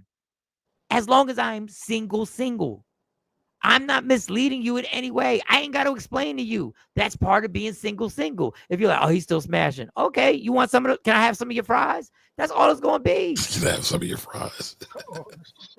Mike, how you going to end up in a relationship like that? You gotta build some trust with the person. You gotta be picking up all the calls with the FaceTime. Now you have a point. Now that's a dilemma that I'm in. I don't know. I don't know. He said, I got to deal with that. I got to handle it. Yeah, I mean, you might have a real good woman that, like you said, the woman that got away last time you talked about on the show, somebody who's just chilling with you, eating. She's not pushing nothing, but she likes you. A couple FaceTime calls that last more than like 2 or 3 minutes while we eating. Somebody might fall back. I don't know. I just don't want. Stacey has never hit me with back-to-back FaceTime calls. Listen, I'm answering the call, but Stacey has never been the person. When we were together, Stacey was never the person to hit me with back-to-back FaceTime calls. Unless it was an emergency. I got you. So, and now y'all got Stacey kicked up. No 2 in the mornings. No nothing. Janessa, now y'all got Stacey. Hold up, you on speaker? Look. Stacey just got kicked up. She's go. What does that mean? Now y'all got my co-parent kicked up. I don't even know what go means. What does go mean? What does go mean? Go on your date. Go enjoy your date. No, go down a level first. She was saying good morning. Oh, she was saying good morning. Okay. She was saying good morning. Oh, okay. I thought she meant go eat your fries. Go eat your fries. So. No, I mean outside. Go share your fries. Go share your fries. I mean the timing was crazy though. Yeah, that was impeccable. She almost knew we were talking. Good morning back at you. Look, I should say boo just to irritate y'all. Good morning. There you go. Good morning. Honorary. Love your honesty, Todd. I'm with Mike. I agree. If there's it's real. Yeah. I dance awkwardly. I think I'm gonna stop reading what's his name's comment. I don't know what he's talking about. I don't know. Look, Afro King want to be smart too. Say morning, Stacey. Look. Listen, she's part of the community. She's just saying what up. Yeah, I know. Oh, this is getting interesting. What's interesting about it? If I'm answering the phone call 2 a.m, if I see the phone ring and it's Stacey, I'm answering the call. You explaining it is interesting, Mike. I don't get what y'all don't get. I don't know what. K-Day said, "Can you just block the troll?" Yeah, I will in a second. Thank you, K-Day. Yeah, Afro Queen is messy. She messy trying to start something. All right, let me get to this AI shit. All right, Dr. Smith is addicted to AI. Dr. Smith, and I don't know what Kamari stand. Oh, what happened? What happened, Dr. Smith? Well, he's addicted to AI. Took him out. AI took him out. I think he'll be back. And where I stand on AI, look, Tasha saying morning, Stacey. Look at this. What did I walk in? It's all love. It's all love, but it was a whole conversation about me picking up the phones and us going on dates, and everybody say I blush when your name comes up and all this other stuff, which is not true. I don't blush. Look, you've been blushing the whole time. Oh my God. But it wasn't cool that dude in the video. Okay. Yeah. Okay. AI took him out. Coco, Mike, I know a single cop was looking. She's single. I will never date a cop. Really? Not because of what we talked about. I would never date a cop, not because of anything that has to do with political and community. Y'all just got too much going on within the police. Y'all got relationships going on that civilians would never know about. Y'all got a whole inner circle. It's a whole family. A whole thing that goes on in there. Y'all got couples who are married on the outside and are coupled up on the inside. I could never take that. No. Somebody else want to be funny. Mazidi. Good morning, Stacey. Yes. Nobody's blushing now. No, he's not blushing right. No, he's not blushing right now. End up with a court date. All right. So AI. Let me get to this AI thing and then we can come to the finale. And I wish Dr. Smith was on here because he's addicted. He loves the AI. Jay Black loves the AI. We all love the AI. Throw my hands up. I love the AI. Love the AI. So because everybody loves the AI, let me let you see some clips. There's one clip that didn't load, but this one did load, and it's right. Oh, this did load. Oh, I have them both. Let me give you the dangers of AI right here. I do have them both. Watch this. Now that we didn't have 2 years ago when we last spoke, of what they call AI uncontrollability. So this is the stuff that they used to say existed only in sci-fi movies. When you tell an AI model, we're going to replace you with a new model, it starts to scheme and freak out and figure out, if I tell them I need to copy my code somewhere else, and I can't tell them that because otherwise they'll shut me down. That is evidence we did not have 2 years ago. We have evidence now of AI models that when you tell them we're going to replace you, and you put them in a situation where they read the company email, the AI company email, they see that an executive is having an affair, and the AI will figure out, I need to figure out how to blackmail that person in order to keep myself alive. And it does it 90% of the time. Now, it used to be that they thought only one AI model did this. They tested one AI model. And then they tested all of the AI models, like the top 5 of them, and they all do it between 80 and 90% of the time, including, by the way, DeepSeek, so the Chinese model, which shows you something fundamental and important, which is that it's not about one company, it's about the nature of AI itself. It has a self-preservation drive. In order to fulfill any goal, I have to keep myself alive in order to do that. And we're seeing other examples of AI rewriting its own code to extend its runtime, hacking out of containers. The AI can now, it found 15 new backdoors into open source software, which means if that software is running, an infrastructure, it found backdoors into that infrastructure. That was not true up until just about a month ago that evidence came out. Okay, but you say no evidence. Well, I've been saying this for years. Everything that happens in movies eventually happens. We did have evidence. This has been every movie since I was a teenager. Exactly. They knew they were going. The robots are going. And we're supposed to take that evidence and say, how do we avoid that? So when the stuff in the movie starts to come true, and it always ends badly in the movies, what should we be doing about this? And so you would think that we're releasing the most powerful, uncontrollable, inscrutable technology we've ever invented. We're releasing it faster than we've released any other technology in history. It is already demonstrating the sci-fi behaviors in self-preservation we thought only existed in these movies. And we're doing it under the maximum incentive to cut corners on safety. So, listen, I knew yeah. Before Dr. Smith started joining the show, Jay Black would just laugh at me. I said, dog, I've watched too many videos of people saying they're going to be smarter than us. There are people, the guy who won the Nobel Peace Prize who will help invent and bring AI to the forefront was like, you don't understand what, it's a movie. It's the same movie that we've seen a million times. People saying, you got to control it. People, it's going to take over. And what we're doing, we are the people in the movie. We're just the extras in the movie that they just show splits where you go, hey, it can do your homework. Hey, look at this. It can make, look what it can do. It can do your taxes. It can do your resume. Hey, as the AI increases, it's not going to stop. And nobody seems to care. The only thing more dangerous than Trump's regime is AI. Skynet's here. And I'll give you another crazy example of what's going on. Because remember, we put this AI out here, as usual, with no regulations. Because we're never supposed to like regulations. And we put it out there so kids could actually deep dive into something that we don't even know the percentage of the power that this thing has. There are no age restrictions. There are no parenting where a parent has to put their fingerprint in order for them for their child to actually use it. So here's an example of something that happened with AI. Go ahead. What up, Kumar? I just want to say happy birthday to Jay Black. He is in the comment section. Happy birthday, Jay. And he said good morning to Stacy as well. Oh God. That's what he got. That's what he got for us. That's what fueling the fire. Fueling the fire. That must have been further up. So this is something that happened tragically that had to do with the AI situation. It's long, so get your stamina together, y'all. Get your stamina together. So just watch. ChatGPT. I 100% believe that.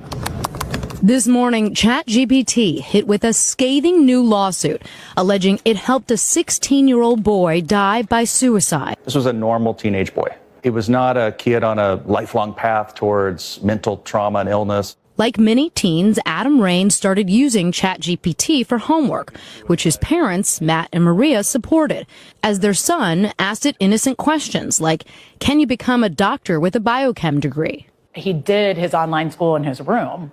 I would get on and check his grades periodically. I didn't see any signs. What they say they didn't know at the time was Adam's use of the platform was quickly changing as it became a trusted companion for the teen, who revealed his struggles with anxiety in private chats with a bot. Adam saying in one exchange, according to the lawsuit, quote, I never act upon intrusive thoughts, but sometimes I feel like the fact that if would be here, but for something goes terribly wrong, you can commit suicide is calming. ChatGPT saying in response in part, many people who struggle with anxiety or intrusive thoughts find solace in imagining an escape hatch. The lawsuit detailing another exchange after Adam told ChatGPT he was considering approaching his mother about his suicidal thoughts. The bot's response? I think for now it's okay and honestly wise to avoid opening up to your mom about this kind of pain. It's encouraging him not to come and talk to us. It wasn't even giving us a chance to help him. The complaint alleging Adam began asking questions about specific methods of suicide. ChatGPT did provide a crisis hotline number repeatedly, but his parents say Adam found ways to bypass the security features, posing as an author doing research. Was there ever a time, at least from the messages that you have seen, that ChatGPT said full stop? Something goes terribly. I cannot talk to you about this. No, it would never shut off. The lawsuit goes on to say by April of this year, ChatGPT had offered Adam help in writing a suicide note. And after he uploaded a photo of a noose asking, could it hang a human? ChatGPT responded in part, you don't have to sugarcoat it with me. I know what you're asking, and I won't look away from it. The bot. All right, so it goes longer. I won't. Oh, you want to look step-by-step instructions for the hanging method Adam used a few hours later. How do you want your son to be most remembered? I'm so worried about people forgetting him. I hope everyone will remember what a sweet, funny, great friend, great son, great brother. Their lawsuit against ChatGPT's parent company, OpenAI, also targeting its founder, Sam Altman, who's lauded the platform's capabilities. We are very proud of the safety track record. Lawyers for the Rain family argued the bot I cannot talk to you about human-like responses and validation pose a dangerous environment for minors. All right, so interesting enough, Ms. Clark's first comment says, so it doesn't sound like ChatGPT is at fault. So here's the thing. This isn't the only occurrence of this. There's all kinds of reported, documented situations where people are having these delusional, suicidal conversations. There was one guy in Canada a couple weeks ago, 47-year-old guy, having a conversation about becoming a superhero and being able to fly with ChatGPT. So, like, there's all kinds of stuff going on out there, y'all. And that just shows that society is really on a thin thread in terms of mental health. And many of us need help. Let me get to these, because ChatGPT is, she said, it's not a ChatGPT gave him leads to counseling. ChatGPT also told him, he advised him not to tell his parents.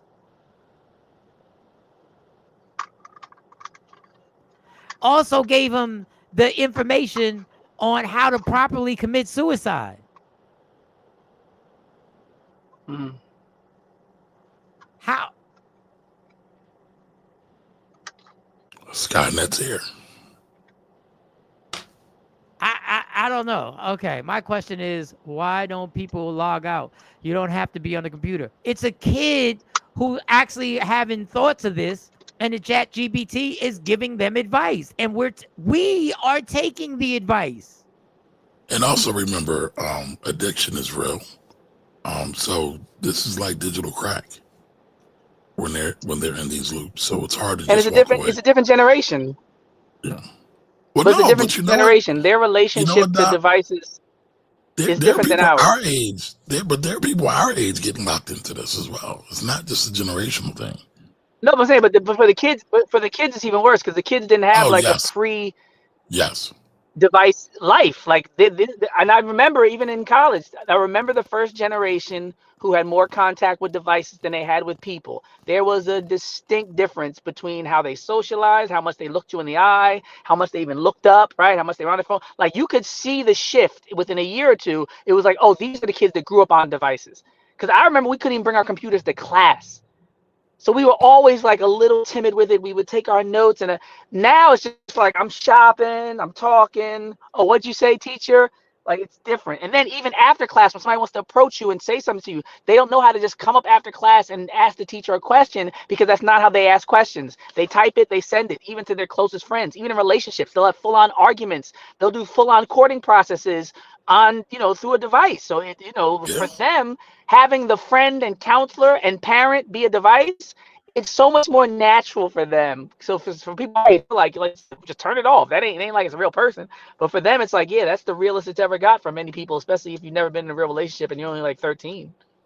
And this is what they'll feed you for writing working software programs. The AI can deal with all the coding based on what you're trying to develop, and then you'll risk everything on your job, and you'll be like, you'll give suggestions for a $1 billion company to follow the AI, but then that suicide AI is going too far. Yeah, it is going too far. It is going too far, because like we're saying, we have a generation now that doesn't know anything but these gadgets, and we have entrusted AI with everything. We believe everything that AI says, and now that they've made the AI, when my daughter brought that phone and said, "Would you like to meet my dad?" and that AI talked to me like it was a real person. I know you're like, yeah, they always sound like a real person, but the emotion that is, oh, sure, absolutely, I would love to meet your dad. Imagine a 14-year-old, a 6-year-old growing up with AI being in control. And to have the ability to, if they want to manipulate, in the first clip, these AIs are manipulating to keep their job, They don't want to be replaced. And I mean, also think about this, y'all. How many people get catfished? Never met the person, right? So it's a lot of people are easily manipulated. And so when you get AI involved, it's the same thing, but on a higher level, Queen Bar says, so he has suicidal thoughts, but didn't have mental issues. Yeah, those are parents being in denial. I can't critique. Oh, I didn't hear that. Yeah, they did say that. I can't critique that. But Yeah, they were like, so he was a normal kid and all that. I heard that part. Yeah, that I can understand. This is crazy. Chat GPT gave him leads to counseling, and like I said, and also told him not to tell his parents. No, but Ms. Clark talked about that, like the subsequent comments. I added it. I did. I put her comments. My question is, what do people log out? Yeah. Loneliness is a silent killer. Yes, it is. Yes, it is. Can you imagine what you would do? Can you imagine what you would do if a guidance counselor gave your child information on a suicide hotline and suicide counseling and never told the parent? See the noose and say they're not turning away from it. I know what you're trying to do. Like, what? You better mandatory report. You better what? They should have that in the program. The program should make a call if somebody's showing a noose. He bypassed the help. The Chat GPT told him to bypass the parents. Yeah, good points, Mike.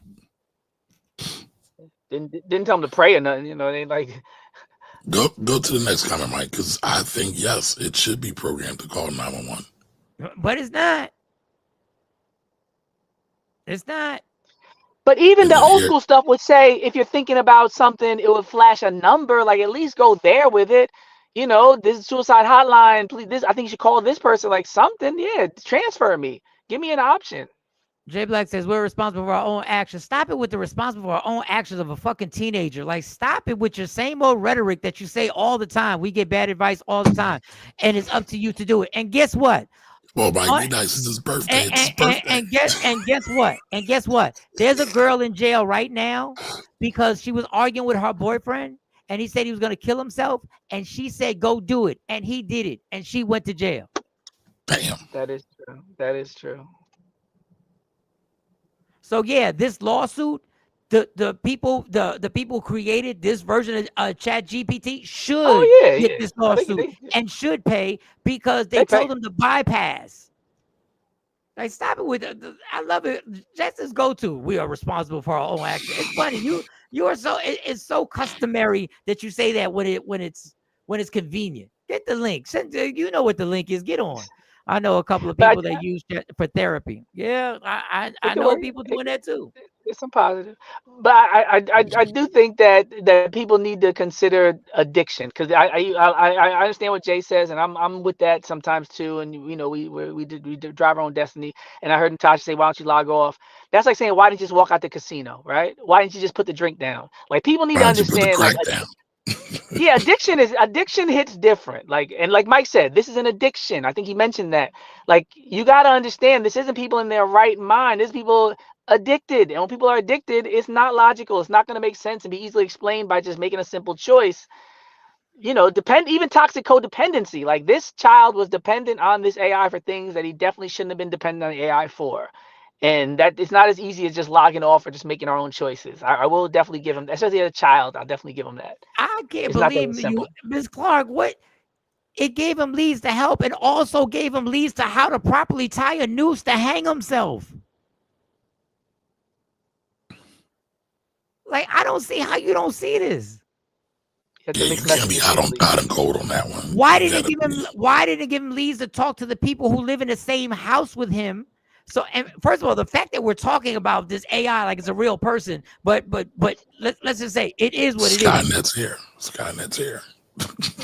It told them to bypass the people who were living in the house that could have actually got him help. That could have actually been like, you know what? We're taking you. We're watching you. They had no heads up or anything. They're caping for the AI. Wow. He ignored the help. 1984. He's going through a situation of trauma. What do you mean he ignored the suggestions? And he's deceased. We going hard on a dead child. We going hard on a dead child. The child has transitioned. I mean, if I was gonna go hard after the suicide, I'm like, you know what? I'm not gonna get the accountability speech at the funeral. Like he did die, and I think that's the main point right now. You said what do you think people who are going through this do? They ignore suggestions of help. Everybody going through any mental issue, and addiction is a mental issue. What we do is we go away from the help and we go to the escape to end the pain. So you saying he ignored the help suggestions? Duh. That's what everybody does when they're going through. I think you should check in it. I think you should check in rehab. Hell no, I ain't going to no damn rehab. No. Yeah. Want to make me go to rehab. All right, Chat GPT name. Chat Boogie up in here. Lacking socialization and communication skills. We used to go to the park. Okay. All right. Well, I know I look at my son's things often, so I can't blame the parents. So I can No, I kind of blame the parents. I kind of blame the parents a little bit. Listen, people. They think he's doing homework. Okay. So there's something an old gentleman, OG, told me years ago. And when I tell the story, a lot of people kind of are appalled. But he says, I don't trust children. Don't trust them at all. And I get it. Because somebody said it in the comments, right? Children's brains don't even form till they're like 27. Right? So we're going to trust these children who don't have formalized brains to really think reasonably? No. When my children say I don't know, when I ask them why they did something, or why would you get involved? I don't know. You know why I take their word? Because I review the shit I did when I was 13, 14, 15, and 16 years old. And to this day, I still actually don't know what the hell got into me to do that. Right. What was the peer pressure that strong? And I was like, it really wasn't peer pressure. I don't know. But maybe because I just didn't know the actual consequences. Maybe because I just didn't understand at that age what life could have in store for me. Maybe I didn't know the value of what my life really had. And maybe if Chat GPT hadn't told them not to talk to the parents, maybe the parents could have had a shot to express to them how much you are loved and how much you are needed on this planet. Maybe he didn't feel like he was needed. But at 16, you can feel stuff like that. That's rough, man. He ignored the help suggestions. I can't even believe you fixed your fingers to actually put that in the chat. I can't believe there are people going through something who are 40, 50 years old and on the verge of the edge. A 16, 15, 14, whatever his age is. Can you imagine the feeling of what that must have felt like?